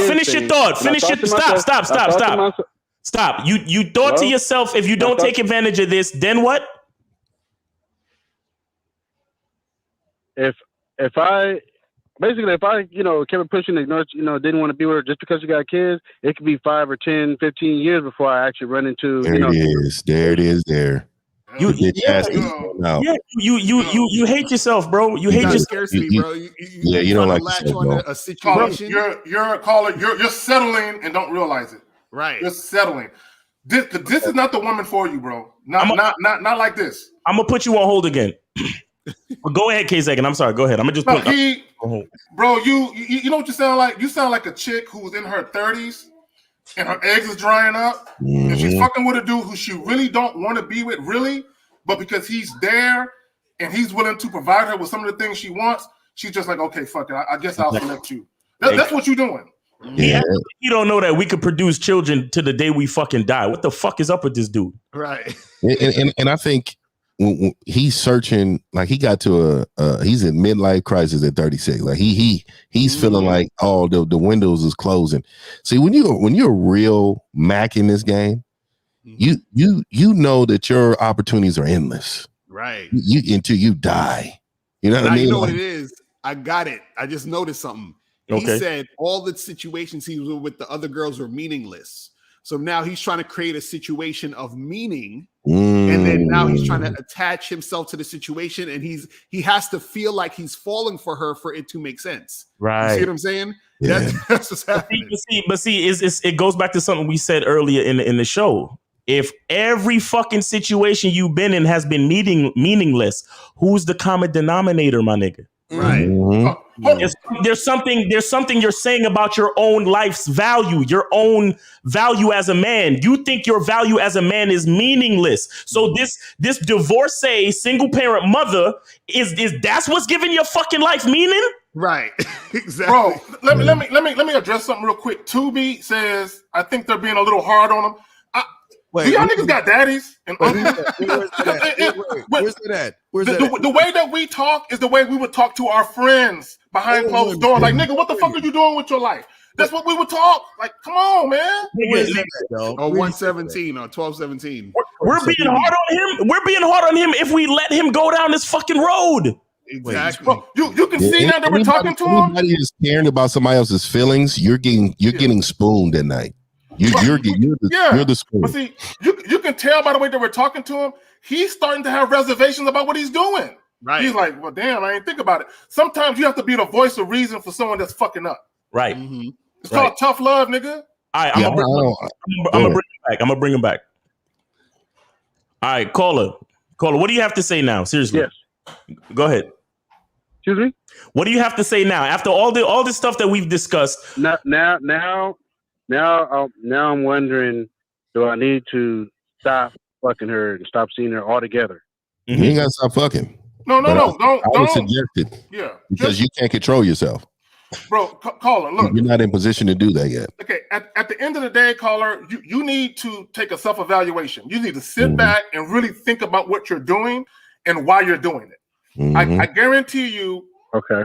I would say don't fuck her for a little while. Stay out the pussy because the pussy's controlling you. It's too much for him. Yeah, he can't do it. So stay out of it.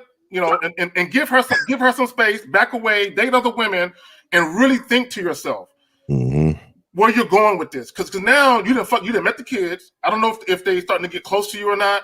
Because if the shit don't work out, now you fucking with their little feelings and shit. Andrew? You said what?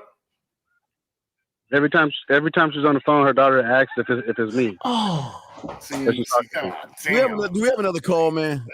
Yeah, and this reminds me of a meme. I don't know if y'all seen this meme. This famous meme when it's a woman with a fat ass and she got a kid right in front of her, and then they be like, "Oh man, I always wanted to be a father to a kid." Right? Yeah. What it is, dude? You done seen this ass. You done seen them titties.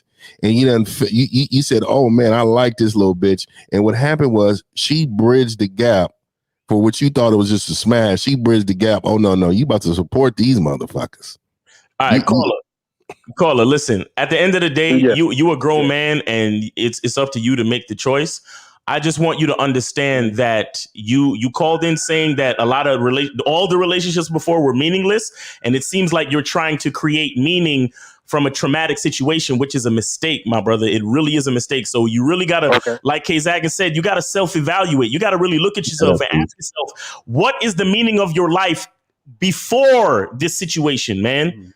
And if you don't have a good outlook on what that is, then that means there's shit you need to fix before you try to take on a whole new family, a whole instant family. That's not you're doing. You think you're doing them a service. You're doing them a disservice because you're not whole. You're not a full-fledged person right now. You have gaps missing, and you're trying to fill them with basically with fucking strangers. You understand? Right. 3 months is not a long time.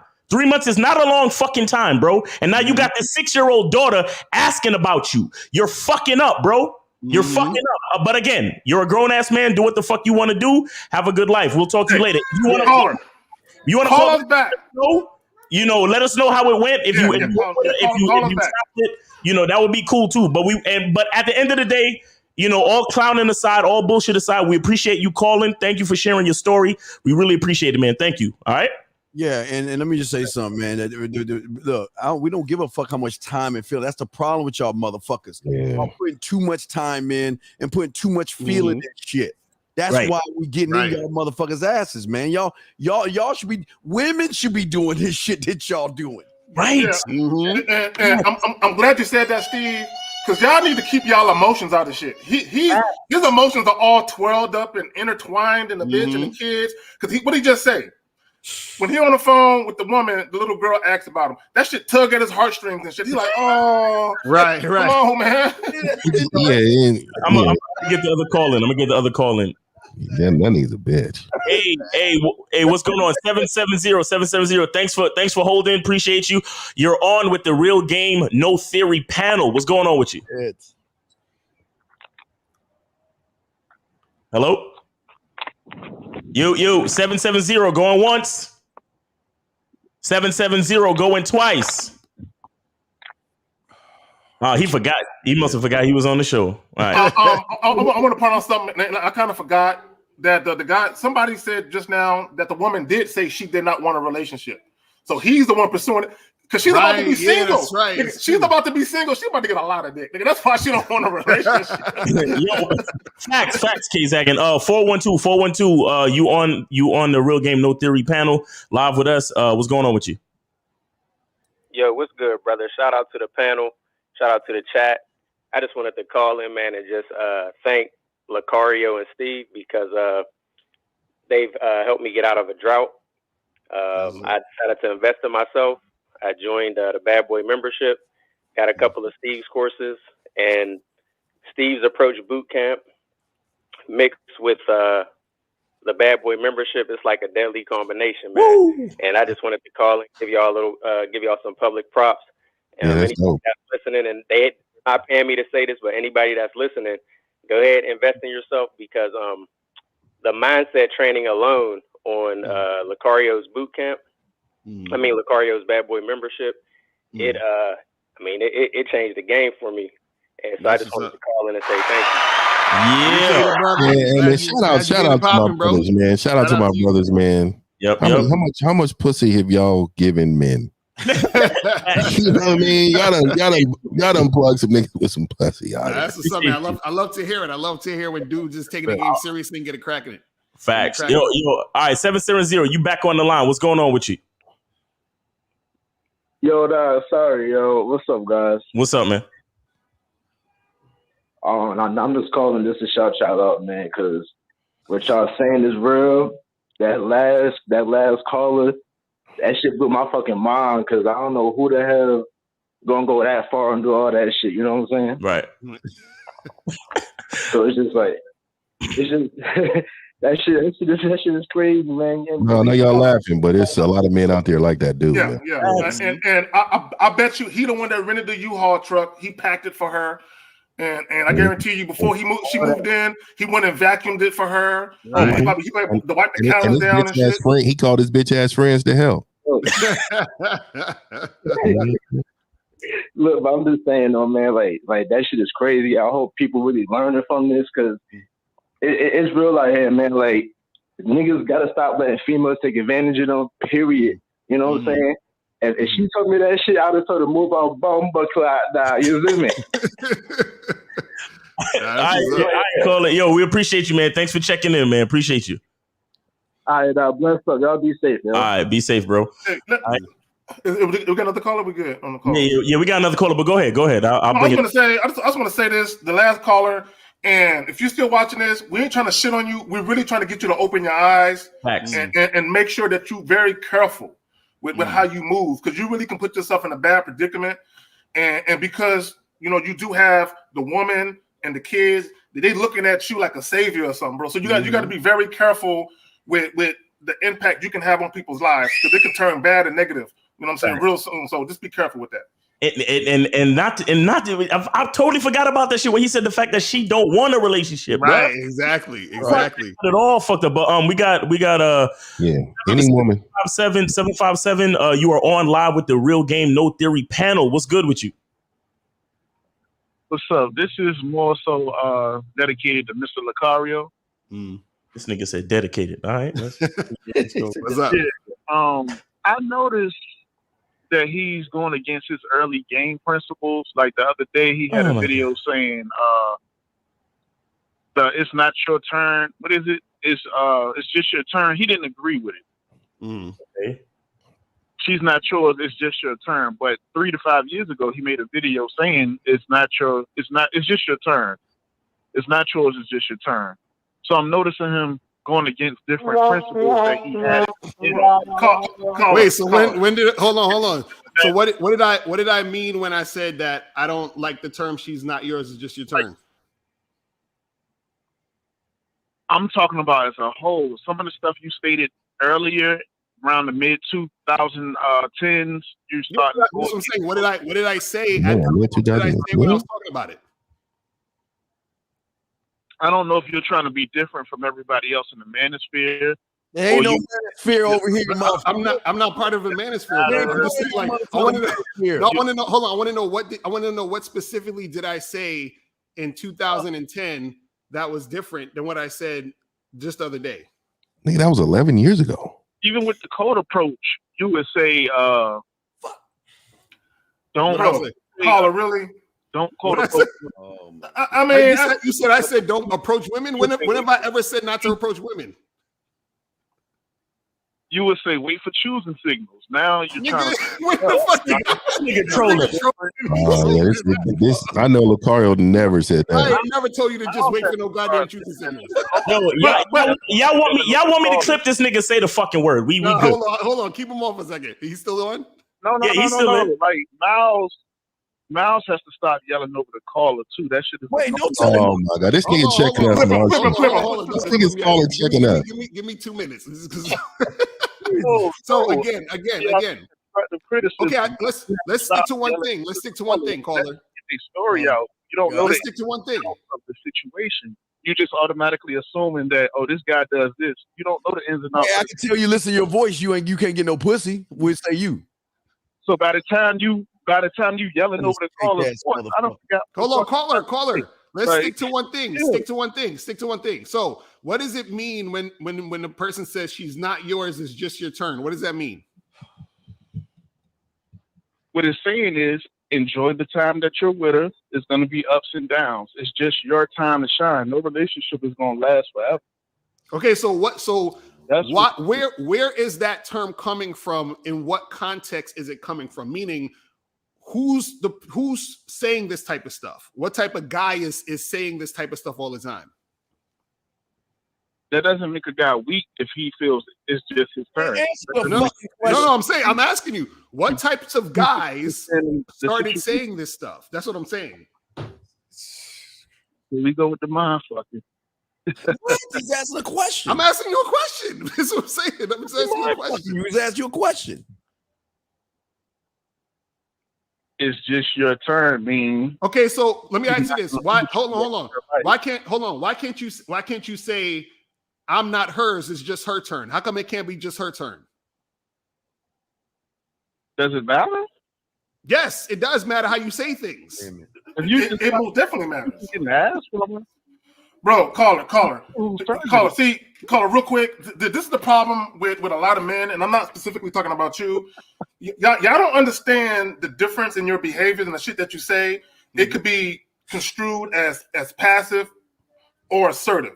How you act literally makes a difference in how people treat you. Right. If you come across like a passive individual, you're gonna get used and abused out here. Okay, so it's not necessarily what you say; it's the intent and the meaning by what you're saying. It's how you feel about it. Right. So you're saying it's basically you're saying, "Oh man, well, when she's done with me, she's just gonna get rid of me." And I'm saying, "No, why can't you get rid of her?"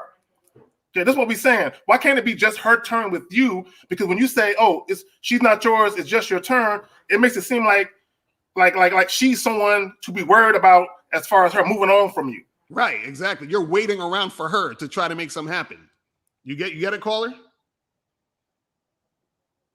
I get that. I get what you're saying, but who says that you're waiting around for that? Like, why care? No, but that's what I'm saying. You don't understand. You don't understand intention. That's what we're trying to say. That's why a lot of guys don't get the game. Okay. You're not understanding intention. For example, what's the difference between a guy saying, "Hey, miss, can I please get your number?" versus a guy saying, "Put down my number in your phone"? Is those two different things? And how you look? And go ahead. Answer that question. I see what you're saying. Okay. That's what we're talking about. Caller, here's what I want you to think about. A lot of guys who say that shit, she's not yours, it's just your turn. It comes from a defeatist mindset, right? That they can't have what they want from women. Mm-hmm. So that's why a lot of them really say it, because they can't get what they want.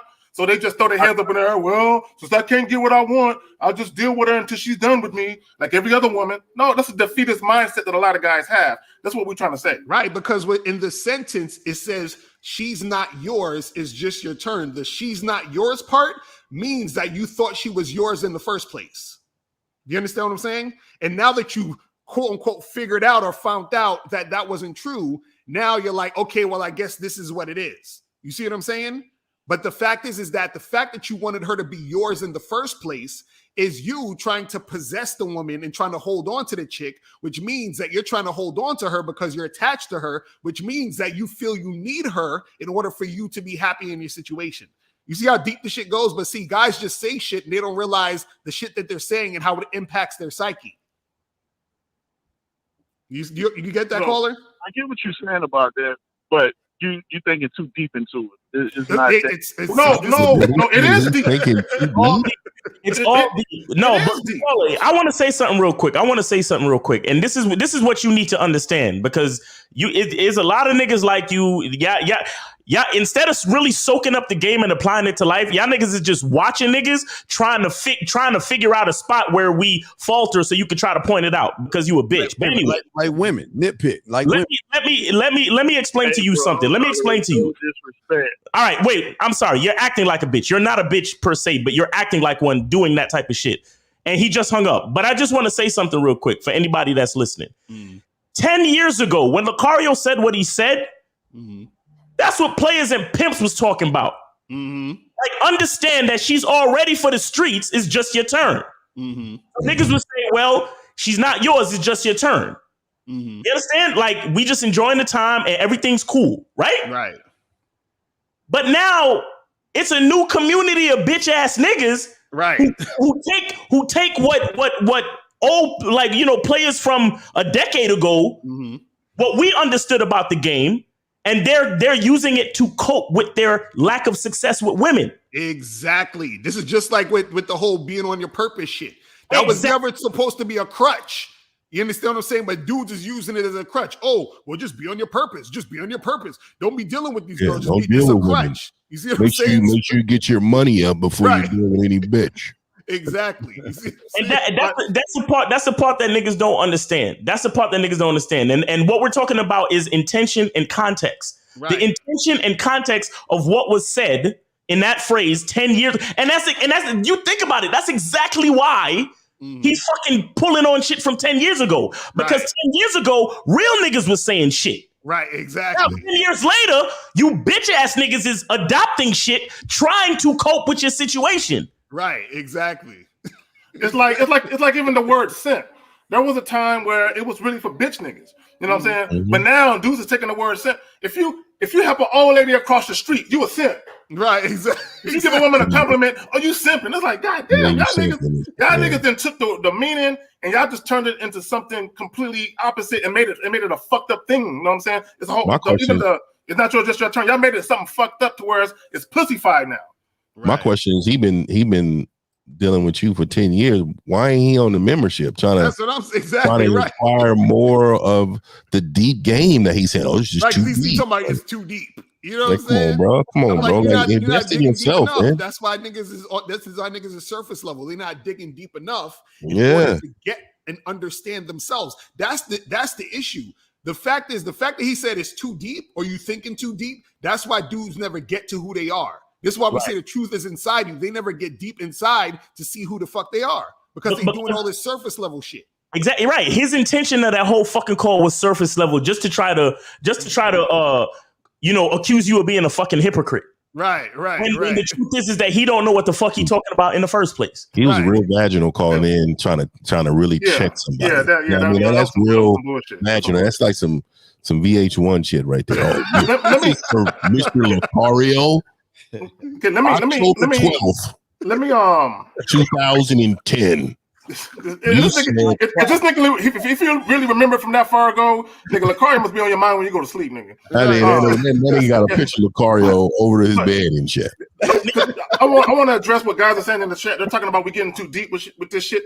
That's y'all problem. Y'all don't get deep enough. You know what I'm saying? Right. There are complexities to the game where you don't understand and you just doing on the surface shit. Like the guy who called in about the woman getting divorced with the kids.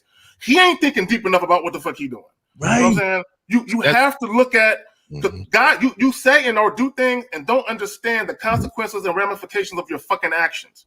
Because you might not think it's a big deal, but the people you're dealing with, they're looking at the situation a lot deeper than you are. Right. Okay, so just understand what the fuck you're doing out here. This is why some men are just better than other men, because they have the aptitude to understand what's going on. There's emotional thinkers and then there's logical thinkers, right? The logical thinkers normally are the ones who can put things together to make sense of things. Right. You emotional thinkers live in the moment and you want to feel good about it. And then when we logical thinkers question why the fuck are you feeling this way, instead of making a logical decision, then you get mad at us and say we're mean and we're just too deep. You know what I mean? And also, dudes got to understand how important what you say is. Because if you fuck a chick and you be like, hey, bro, yesterday I got lucky. Right? So you're saying you got lucky because you got some pussy. So basically you're saying the only time I get pussy is by luck. You see what I'm saying? That dudes don't even realize that impacts what the fuck. Boy, am I getting lucky tonight? You hear husbands say that. Oh, am I getting lucky tonight? Right. Your wife. What the fuck? Yo, we got another call. Let me get it. 470, you on with the Real Game No Theory panel. What's going on with you? Yo, what's up? It's Jake from Atlanta.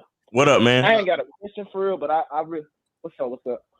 I ain't got a question for real, but I was just thinking, like, it's like your thoughts, that's the past. Your words is the future, and the actions are right now. So I just want to tell niggas, take more action for real. That's all I want to say. All right, appreciate you, man. Thanks for that, man. I'm kind of out of breath. All right, caller. It sounds like you guys been jogging, bro. All right, man. Yeah, that was a low vibration call right there. Low vibration. Low vibration. Yo, put a question in the chat. We ain't got no calls right now, so guys, put a question in the chat. You know, some of you guys want to talk about whatever. But yeah, man, like a lot of see the part that fucks with me too is that these guys call in not realizing how bitch they behaving, and then when you point out the fact that they behaving bitchy, they want to get angry. They want to get angry at you. You understand what I'm saying? I'm like, bruh, like, what do you expect to happen? Right. What do you expect to happen when you address a real nigga with some bitch shit? Right, exactly. Well, here's a case in point right here. Why do y'all guys lie to y'all? I don't understand why you think maybe texting a girl is called whoring around. Why do these guys think that y'all are actually whoring around like you got a roster of fucking women and you want to act like you want to settle down? But I never understood, because even we earlier today, well, I got a lot of women, or I dated a lot of women. Everybody always want to say that fucking lie. Right. But the truth is, listen, we ain't dealing with those suckers on this panel. Right. We can read everything from the way you speak, but then before you even finish your sentence, and the way you text, you are already telling us you ain't fucking. Whoring around. He's not whoring around. That's the issue. He ain't whoring around because you wouldn't even need to ask that question, because you'd be in a position to understand yourself and have a certain level of self-awareness to figure out what's the next step that you need to do in your situation. And a lot of men, like, they put value with sleeping with women. Exactly. I like, and that's where you can tell what he's saying there too. Like, you know, didn't want to settle down. Like, what you mean settle down? Like, I've never settled down. I just live my life to the way I want to live it. When you say settle down, that means you're adapting to somebody else's standards. That's true. You're not living the way you want to live. So I don't know what this is. We're whoring around. Right. Is that a lifestyle, or what is that? The thing is, what his question really is saying is, if I was whoring around and I wanted to, you understand what I'm saying? Because if he actually was whoring around, he wouldn't need to ask that question. Well, and it sounds like something women would say to shame you. Right. You know what I'm saying? That's what it sounds like. So that comment was real vaginal. Shout out Mr. 1950 for that shit. But damn, I lost my train of thought. I was gonna say something. Fuck. Y'all got it, man. Goddamn, you'll get it back. Any other questions in the chat? I know I was gonna say. Real quick, back to the title. Yeah, we're talking about women should be fun. It should be a hobby, and I know what it is. For men, where you think that dealing with women is a chore, or you think it bothers you, there's no way you have joy and happiness in your life if you feel that way. Because if you're a happy-go-lucky guy, if you really love yourself, if you really love your life and you enjoying yourself, anything that you like to do is fun to you. So if dealing with women is not fun to you, if it's a chore, if it's unsettling to you to deal with women, that means you have no happiness in your life to begin with. Facts. That's facts. So this question said, what's the one thing that you learned / you were exposed to that leveled your game up, coming from a young man in college trying to level up? How much I love myself. Right. Yeah, I learned how much I love me. Right. Yep. Game will never be about women. That's what I learned. At an early age. And also just self-awareness. And I heard K Zagan say this on his live stream the other day, where he was like, how when you're learning this type of stuff, there has to be a foundation of understanding yourself in masculinity. You understand what I'm saying? Because when you understand what it means to be a man, everything else sort of fits in and falls into place. So even that caller that called earlier talking about, oh, I'm with this lady for 3 months and I'm falling in love and all this other shit. If he was actually standing on his square and on some real masculine shit and understood his value, he would have never got himself in that type of situation, because he would have had some self-awareness and questioned himself. Because this is the thing. What you do is that once you learn more about yourself and once you learn more about the game, you always start to question yourself. Even when you're about to when you're making certain decisions, you say, wait a second, what's my motivation for this? Like, why am I trying to help this girl with her kids?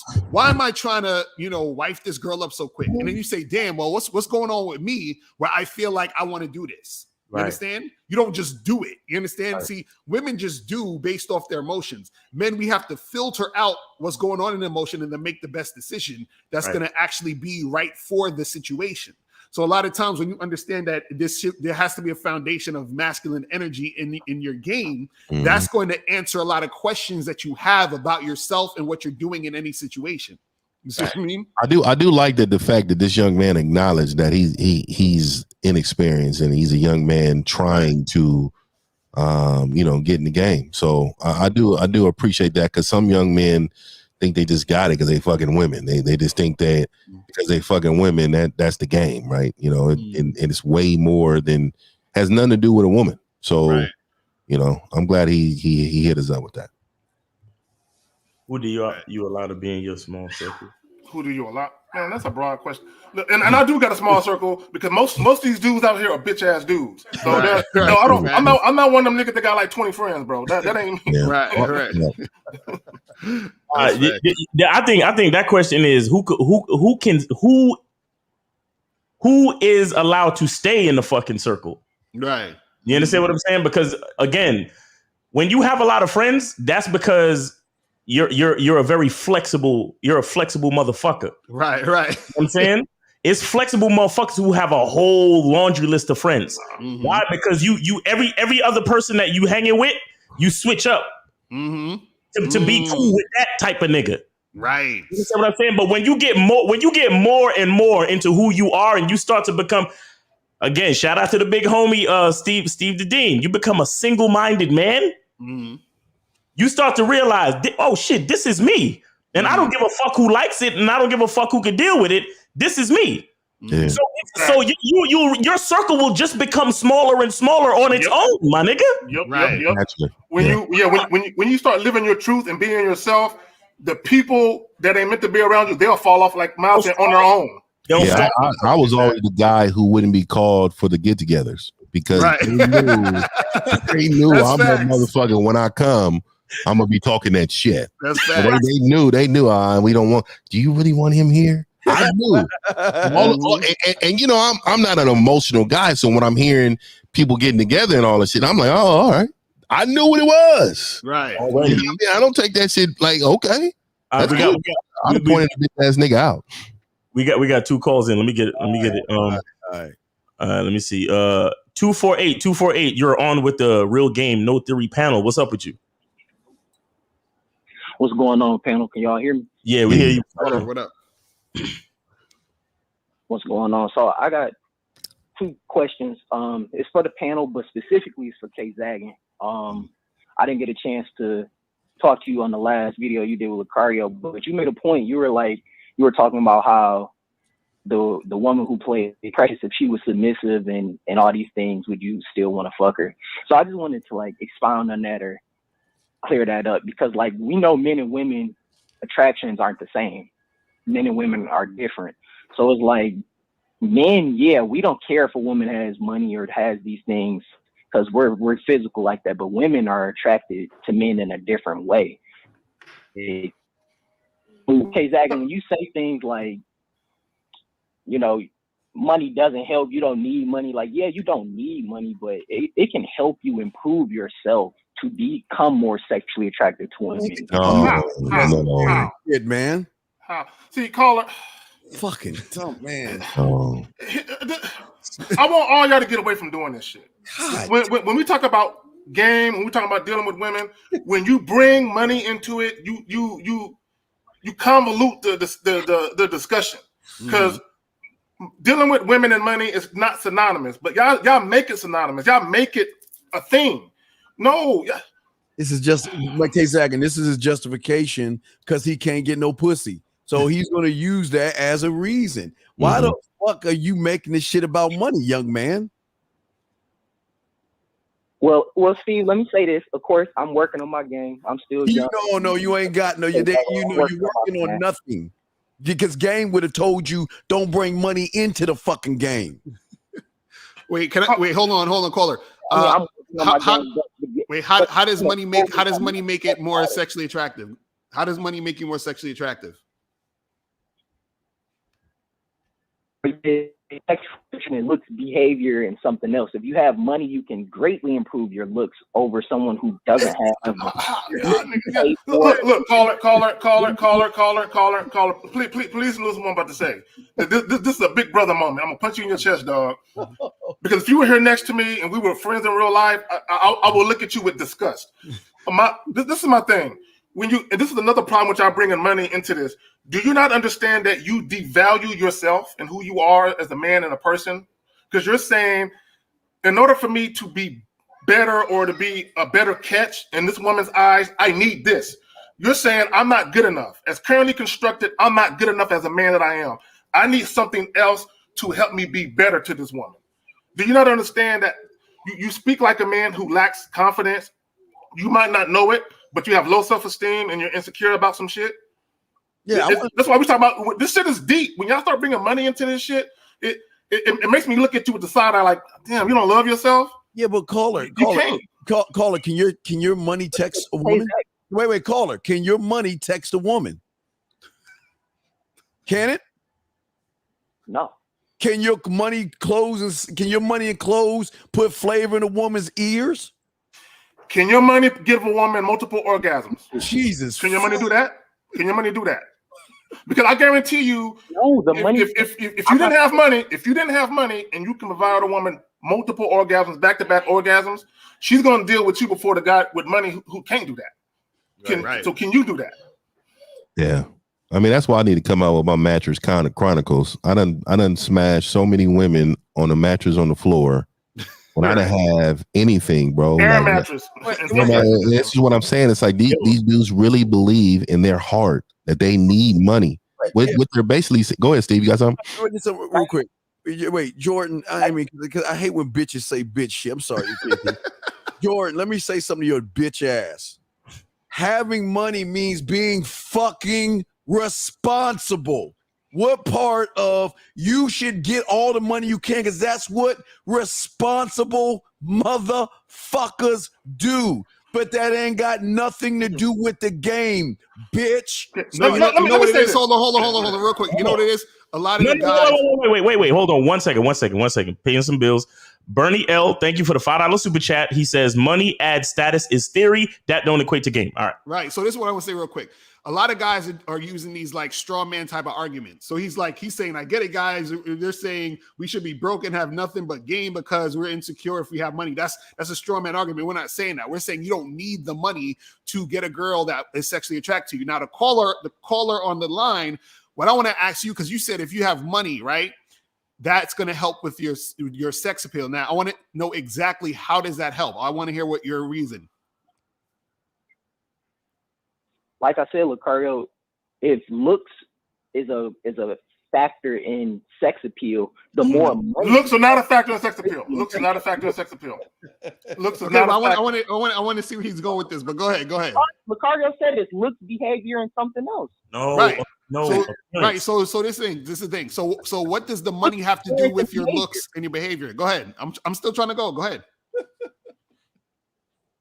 No, looks, appearance, and behavior. So if I have more money, greatly improve my looks than the nigga who's making. Okay, how? Tell me how. Okay, how is the money improving your looks? Tell me. I can go to Amiri, I can go to Hermes, I can go to Gucci. This guy. There you go. Okay, and so hold on. So let me ask you this question. Would you not do that? What I'm saying is this: wouldn't you dress well because that's what you do anyway? Yes, but you need money. Right, but that has nothing to do with the women at this point. What I'm saying is, wouldn't you be doing that anyway? Like when you get up and brush your teeth, do you brush your teeth for women, or do you brush your teeth because that's what you want to? You want to make sure you have good teeth. Is that? Are you only brushing your teeth because you want to talk to women? No. Right. So you would be brushing your teeth anyway. So if you're the type of guy who likes to dress fly and wear fly shit, you will be doing that anyway, regardless of the woman or not. So therefore, you're spending money on clothes because clothes cost money, but you're not doing it specifically to get the women. So of course you're going to be more sexually appealing if you're looking a certain way or have a certain appearance. But if you're, this is what I'm saying, y'all are doing straw man arguments. You're trying to stretch the actual definition. What we're saying is that you being sexually appealing would be you doing that in regardless if the woman is there or not, meaning that you buy the clothes you want to buy, you look the way you want to look because that's how you present yourself, period. But what you're saying is you're saying, well, if I have the money, then I can get these clothes and then the girls will be sexually attracted to me. So that means that I need money for women to be sexually attracted to me. So let me ask you this. If I borrowed your Gucci and I borrowed your whatever name brand shit and I put it on and a chick was attracted to me because I looked fly, did I spend money? No. That's what I'm saying. What we're saying is you're trying to go another step ahead. What we're saying is that you being the man that you are, period. I'm going to look fly whether a woman's in the room or not. I'm going to look fly because that's what I do. You see what I'm saying? This is what we keep trying to tell you. The game isn't about women, but y'all keep missing that part. This is what Uncle Lucario is trying to say real quick. If you are spending your money on anything to attract a woman, not only are you tricking, but you're a bitch. That's it. But let me say this real quick. We have one other caller, so just let me know. Okay. Let me just say this, because every time we talk about you don't need money, dudes coming in, oh, so niggas should be broke. We're not saying that. See, y'all niggas do extreme shit. Okay, that's what women do. Women get all emotional about something you said, and they get extreme with their way of thinking. Right. We're not saying you should be broke. We're saying I don't care if you can have $1 million in the bank. It doesn't mean that you have to broadcast that shit. It doesn't mean that you have to walk around trying to show people that you got money. You don't. Here's the thing, and I said this earlier, yesterday, I believe. Whatever you use to attract women, that's what they're dealing with you based on that.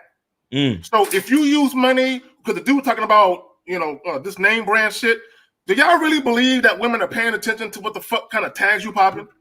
Do you really think women are like, oh, that's a Hermes suit? Ooh, a lot of them don't even know that shit. And if you're dealing with a woman who's paying attention to what type of name brand shit you got on, you don't want that bitch no way. Because she's a shallow, superficial bitch. And what's funny is that one guy could be wearing the same, two guys could be wearing the same exact fucking outfit or whatever, right? But it's about the man behind the clothes. You see what I'm saying? So at the end of the day, that's what matters at the end of the day. Because remember, the sexual attraction isn't just about the clothes. It's not just about the looks. It's not just about the behavior. It's a combination of all of that. Now, a woman can be sexually attracted to you just because of the way you look, or just because of your appearance, or just because of your behavior. But the combination of all of that is what makes you the most sexually attractive. But that within itself has nothing to do with you having to have money. This is what we're trying to tell you guys. Because remember, when she's fucking you, when she's having sex with you, all she cares about is the dick. You understand what I'm saying? So that's what makes her sexually attracted to you is the guy. Who is this man? What is he about? How do I feel around this guy? There you go. You see what I'm saying? Your personality and your charm. Your personality and your charisma. There was a question earlier with the white dude. He was like, I'm a white dude from Philadelphia, talking about, can these women like me for my character instead of my money? Exactly. And I mean, that's a prime example of a man with money with no game. Like he does not understand how him talking to a woman and this woman liking him for his character, he doesn't know how to make that happen. So he leads with money, and he has no success. These niggas don't get it. You know what I'm saying? Like, women, you could take your motherfucking bank statement out and show it to a bitch. They ain't gonna be coming all over themselves because of a bank statement. But if you know how to talk to a woman, though, you know how to flirt, you know how to seduce a woman, you got that mouthpiece, you can get a woman horny just talking to her. Okay, you're not gonna get a woman horny with your car. You're not gonna get a woman horny with your clothes. It ain't gonna fucking happen. So stop using that shit. All right, so caller, listen, Yeah, but why are they attracted to that? No, Let's go watch Squid Games. Go watch Squid Games. Listen, caller, listen, we appreciate your call. We got to get to a couple other callers, but listen, money is just a tool, right? It's the man who spends the money. You have to, every dollar of money you have to make the choice on how that money is spent. So at the end of the day, it's still you who shines through, but peace. All right. So let's go to 617. You are on live with the Real Game No Theory panel. What's good with you? Peace, panel. How y'all doing? What up? What up? I have a question. So, kind of, I need this guidance real quick. So, I hang out with a bunch of, you know what I mean, with a bunch of people, whatever. And one of them. Like one of these guys, he's not really my guy like that, but he be hating. You know what I mean? Like, okay, all right, wait. Hey, listen. Ask the question, and if we need extra context, we will ask extra questions. We will ask you the context, but just get to the question, please. All right. So, how do you handle somebody who's hating, like when you're out and about and dudes hating without, you know, without being like a fucking man, pull his bitch ass. I don't care. We just talked about having circles of people you hang out with. You pull that motherfucker aside and you tell that motherfucker, listen, say what the fuck you want, but you got a problem with me. We can handle that shit outside. Other than that, leave me the fuck alone. That's it, man. So are you talking about this is one of your so-called friends that's hating?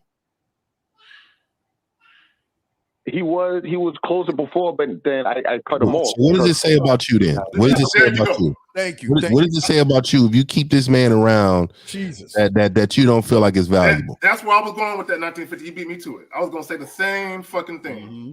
See, y'all not understand that. If you have a bitch ass friend in your life, that means you a bitch ass motherfucker. I'm sorry, I gotta say it. Yeah, I gotta say it. I gotta say it because it's no different. It's no different, caller. It's no different where if you calling up and a bitch is doing you dirty and you asking us, I'm not saying you, but you asking us advice, man, this chick is doing me dirty, man. What do I do? We're looking at you like, why she's still in your life? That's the question. Right, basically. All right, caller. What'd you say? Go ahead, caller.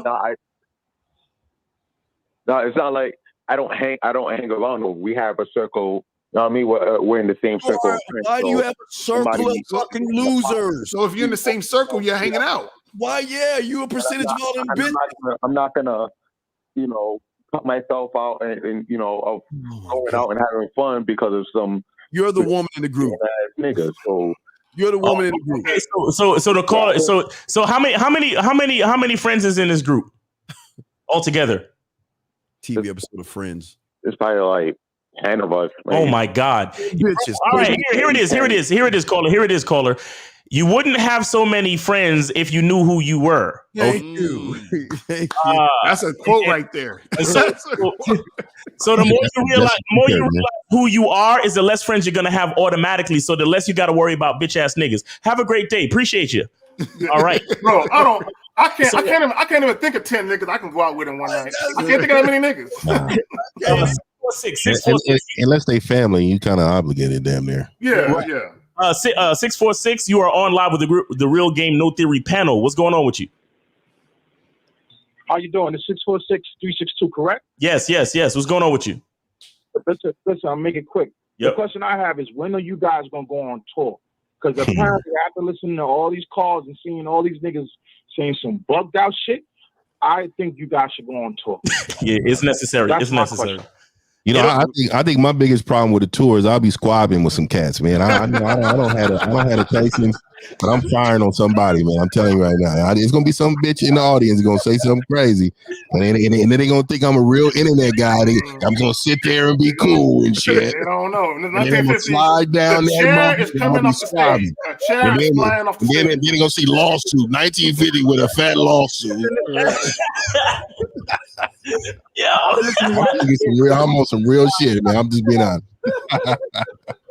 Go ahead, caller. I'm married. Like, y'all the reason why I got a badass dime piece right now that's very submissive. By following all your plans, bad boy membership and all that. Yeah. So when you guys, especially Dean, I fuck with you, man. I got friends that's like him. That's worse. that like violate this, just straight violate you because they're mad. The anger that Dean expressed, and it's for all the viewers, is still love. Right. That's the way men speak. You know what I'm saying? That's all I got to say. I'm gonna let I appreciate you, bro. Hey, man, that's solid, man. That's a solid cat right there. Listen, when we do get the seminars and the tours going, y'all will know. All right. So appreciate you, man. Thanks for the support and keep doing your thing, man. Peace. And let me just say this because he said something about Steve. See, a lot of people can't fuck with Steve, and the reason why they can't fuck with Steve because they're not masculine men. Masculine men understand where Steve was coming from. Right. We get it. You know what I'm saying? So a lot of us are like, we're like beer. We're like an acquired taste. You know what I'm saying? If you're a soft, weak, pussy ass dude, there's no way you can take what we're saying. We're gonna be a little too much for you. You know what I'm saying? And that's why dudes be getting all in their feelings and shit. Hold on 1 second. Shout out to Freelance Ronan for the $5 super chat. He says, salute to the panel this fine Sunday. And okay, guys, let me know. We got one call in the queue, or we could take the question. Let's take this goof ass question in the call. Right. Fuck. He said first meet was sex at a hotel. She brings stuff from the store too. Now I asked for her hotel work discount. She agreed. I told her I want to rent a movie as a reward, but also because I like it. Am I moving right? What? I'm a movie. Wait, hold on. Elementary pimping right there. Yeah, I don't. What's this nigga talking about? First of all, this nigga talking about brain on some Ebonic shit, nigga. All right. Well, I got it, man. Here's the thing. If you were fucking right and eating that pussy right and putting that yak in her ear right, you wouldn't have to ask for shit. Give it to you for free.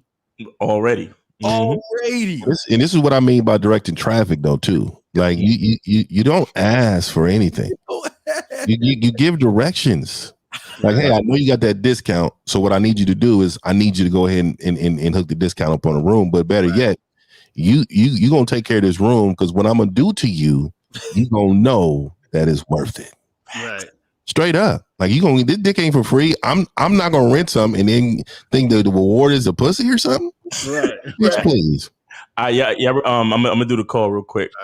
All right, 276. You on live with the Real Game No Theory panel. What's going on with you? 276.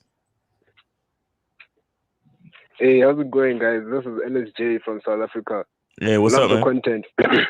What up? Yeah, so yeah, a few years ago I used to be chilling with like guys, but now I don't give a fuck about them anymore. So I realized that I'm gonna have to navigate this thing alone. You see what I mean? So what I want to know is, like, in your opinion, what is the most important skill set to handle life? Because honestly, I'm not really too sure of where to go. Honestly, right now, I prioritize like communicating and like getting them comfortable, like getting the girls in my life comfortable. So like, I just wanted to know, like, in your opinion, what is the first way to go? You're fucking. I realized that. Carl, you're messing up already. Oh, you in South Africa? Wait, I'm asking you this. One, I understand everything y'all are doing. Why do y'all keep bringing women in this shit? Why is it that you got to make why can't you just be and let them adjust to who you are? Right. Why are you doing these things? Y'all gotta stop putting women in shit that you're doing, or you're not in the game. Hold on. Yes. Hold on. Let me ask the caller this. Caller, let me ask you something real quick. What is the purpose and what do you gain in prioritizing the comfort of women in your life? I don't know, like. Okay, all right, right there. We're good. We're good. Listen. You said I don't know. That's the answer. You don't know. The advice that you're looking for is that you need to stop prioritizing the comfort of other people in your life and prioritize your comfort. Prioritize whatever it is that you want out of life and what it is you want to do. And if a female that you find attractive wants to come along for that experience, then let her come along. Do you understand? But the point is for you to prioritize your objectives. You get what I'm saying? Now, you prioritizing your objectives is what will make you attractive to the female. You get what I'm saying? Right. But Miles, he's got to know his why. That Miles, see, Miles did the dopest thing a second ago. And you everybody missed it in the chat room, and you caller. If you can't answer your why to your statements, you're fucking lying or you're just throwing shit up on the wall. Every man on this panel, when they speak and when they say something, they know not only their why, but they know their why behind that why, behind that why, behind that why. Y'all haven't even got to the first why. When you talk about yourself, you should be able to talk about yourself in an eloquent way, and it should roll off the tongue. You know what I'm saying? But when you're like, I don't know. Oh, I didn't think about that. That means you don't know what the fuck you're doing. And let me just add this, caller. If you were to apply for a job at a Fortune 500 company, they don't bend to your whim. You bend to theirs. If you want that job, they're going to tell you how much they're going to pay you. They're going to tell you what hours you're going to work. They're going to tell you what your job duties are. If you got a problem with it, they're going to move you out the way and get the next applicant. That's how you got to think about yourself. You got to move like a Fortune 500 company. Stop bending to the whim of women. Stop being concerned with their comfort. And like Steve said, they should be adjusting to you. Far too many of you men, you're out here adjusting to women. And when you do that, it's inadvertent behavior. And I said earlier, you don't understand the consequences and the ramifications of what you're doing and how you're going to look in that woman's eyes. Right now, if you ask most women, they feel like the dating sucks for them because masculine men that know what they're doing is at a premium. There's like 99% bitch niggas out here.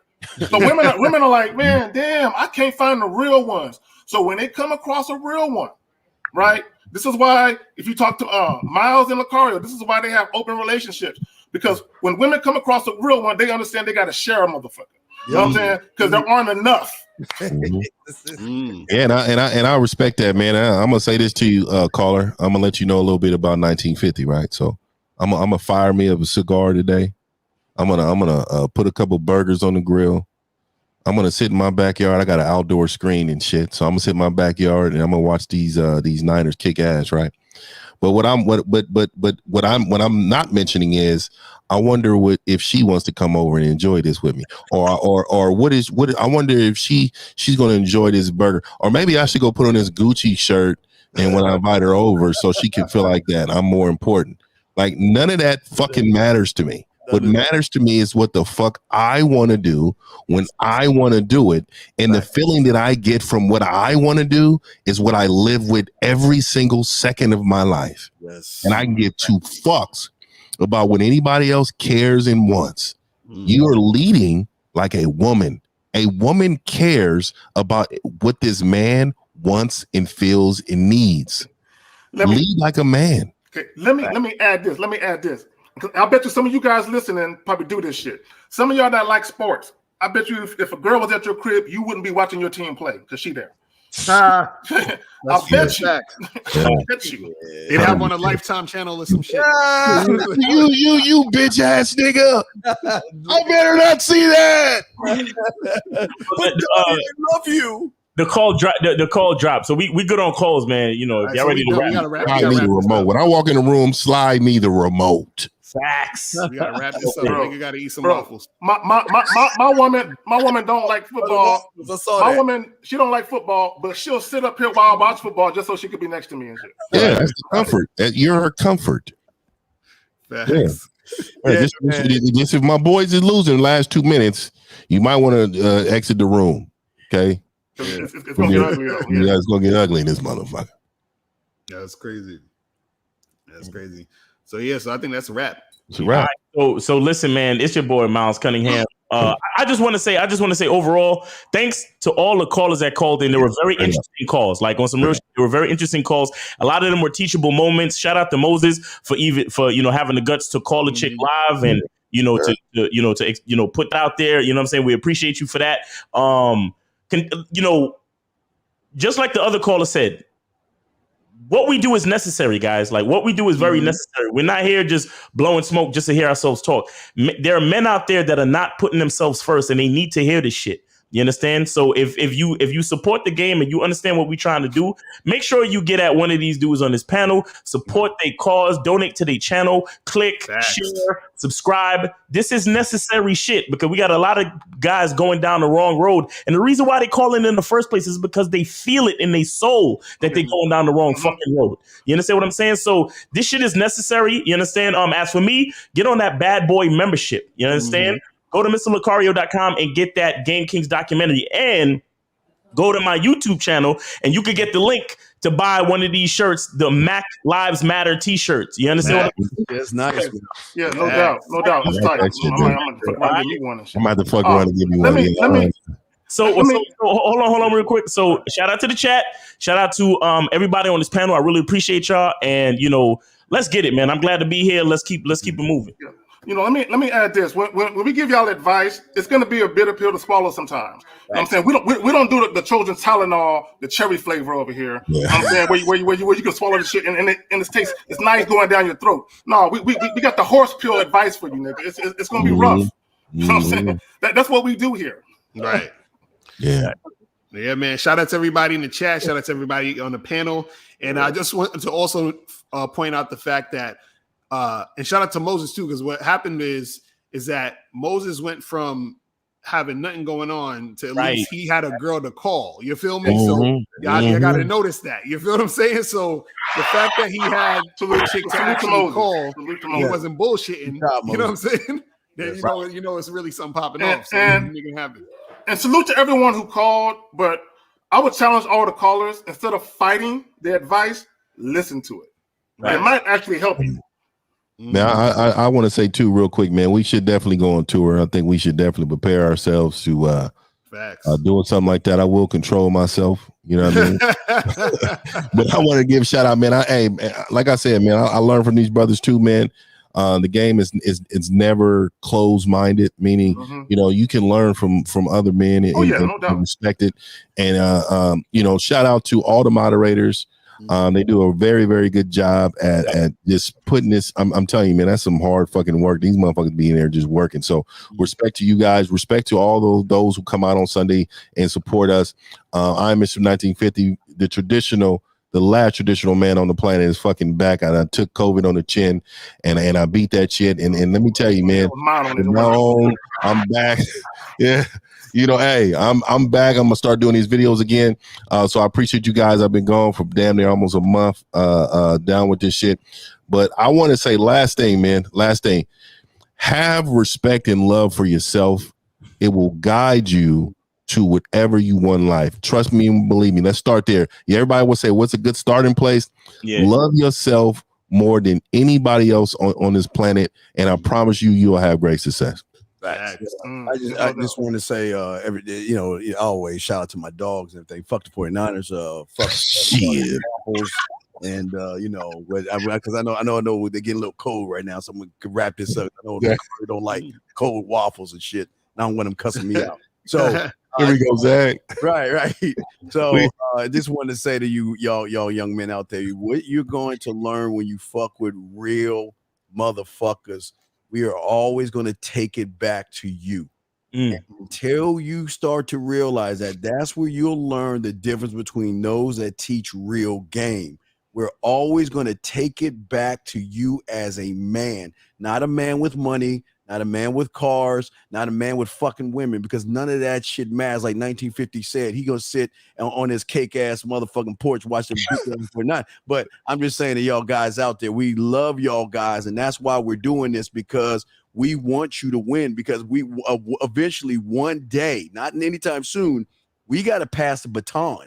And if there ain't no motherfuckers out there to pass baton to, then y'all going to fail in the future. So this is the time right now. So shout out to everybody in the chat room. Shout out to everybody. Listen, and look, we got all these motherfuckers in here. Subscribe to these men, because they are teaching you the real shit that you need to hear. It might be a bad taste, like Zag said with the fruity pepper. No, was the Flintstone tablet? Where the fuck he said my dog said? Oh, the cherry junk.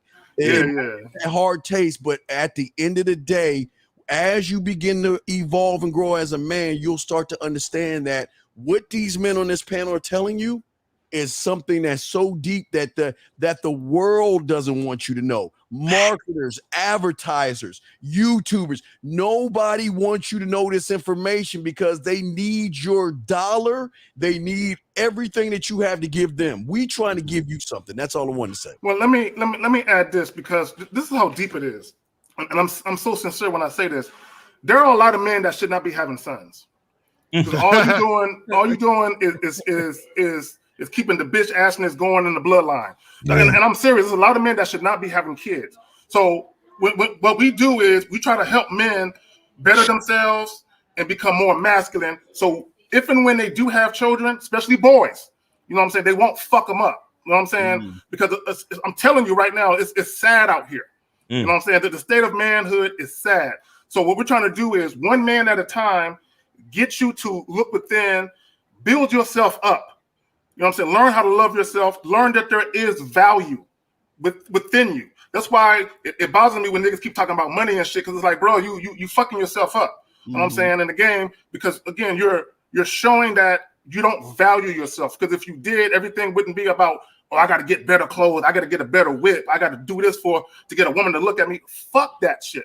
Nigga, I got on a t-shirt, nigga, and some shorts and some slides. I can go out and pull a bitch. You know what I'm saying? Looking like I just came from playing basketball and shit. Y'all niggas is too concerned with all this bullshit that don't matter. You matter. Right. Understand that. Right. Okay. All right. Corey, go get your waffles, dog. I know. Yeah. Hey, motherfuckers, man. Yeah. Everybody be safe, man. Peace to y'all. Hey, fuck the 49ers. All right, we out this motherfucker.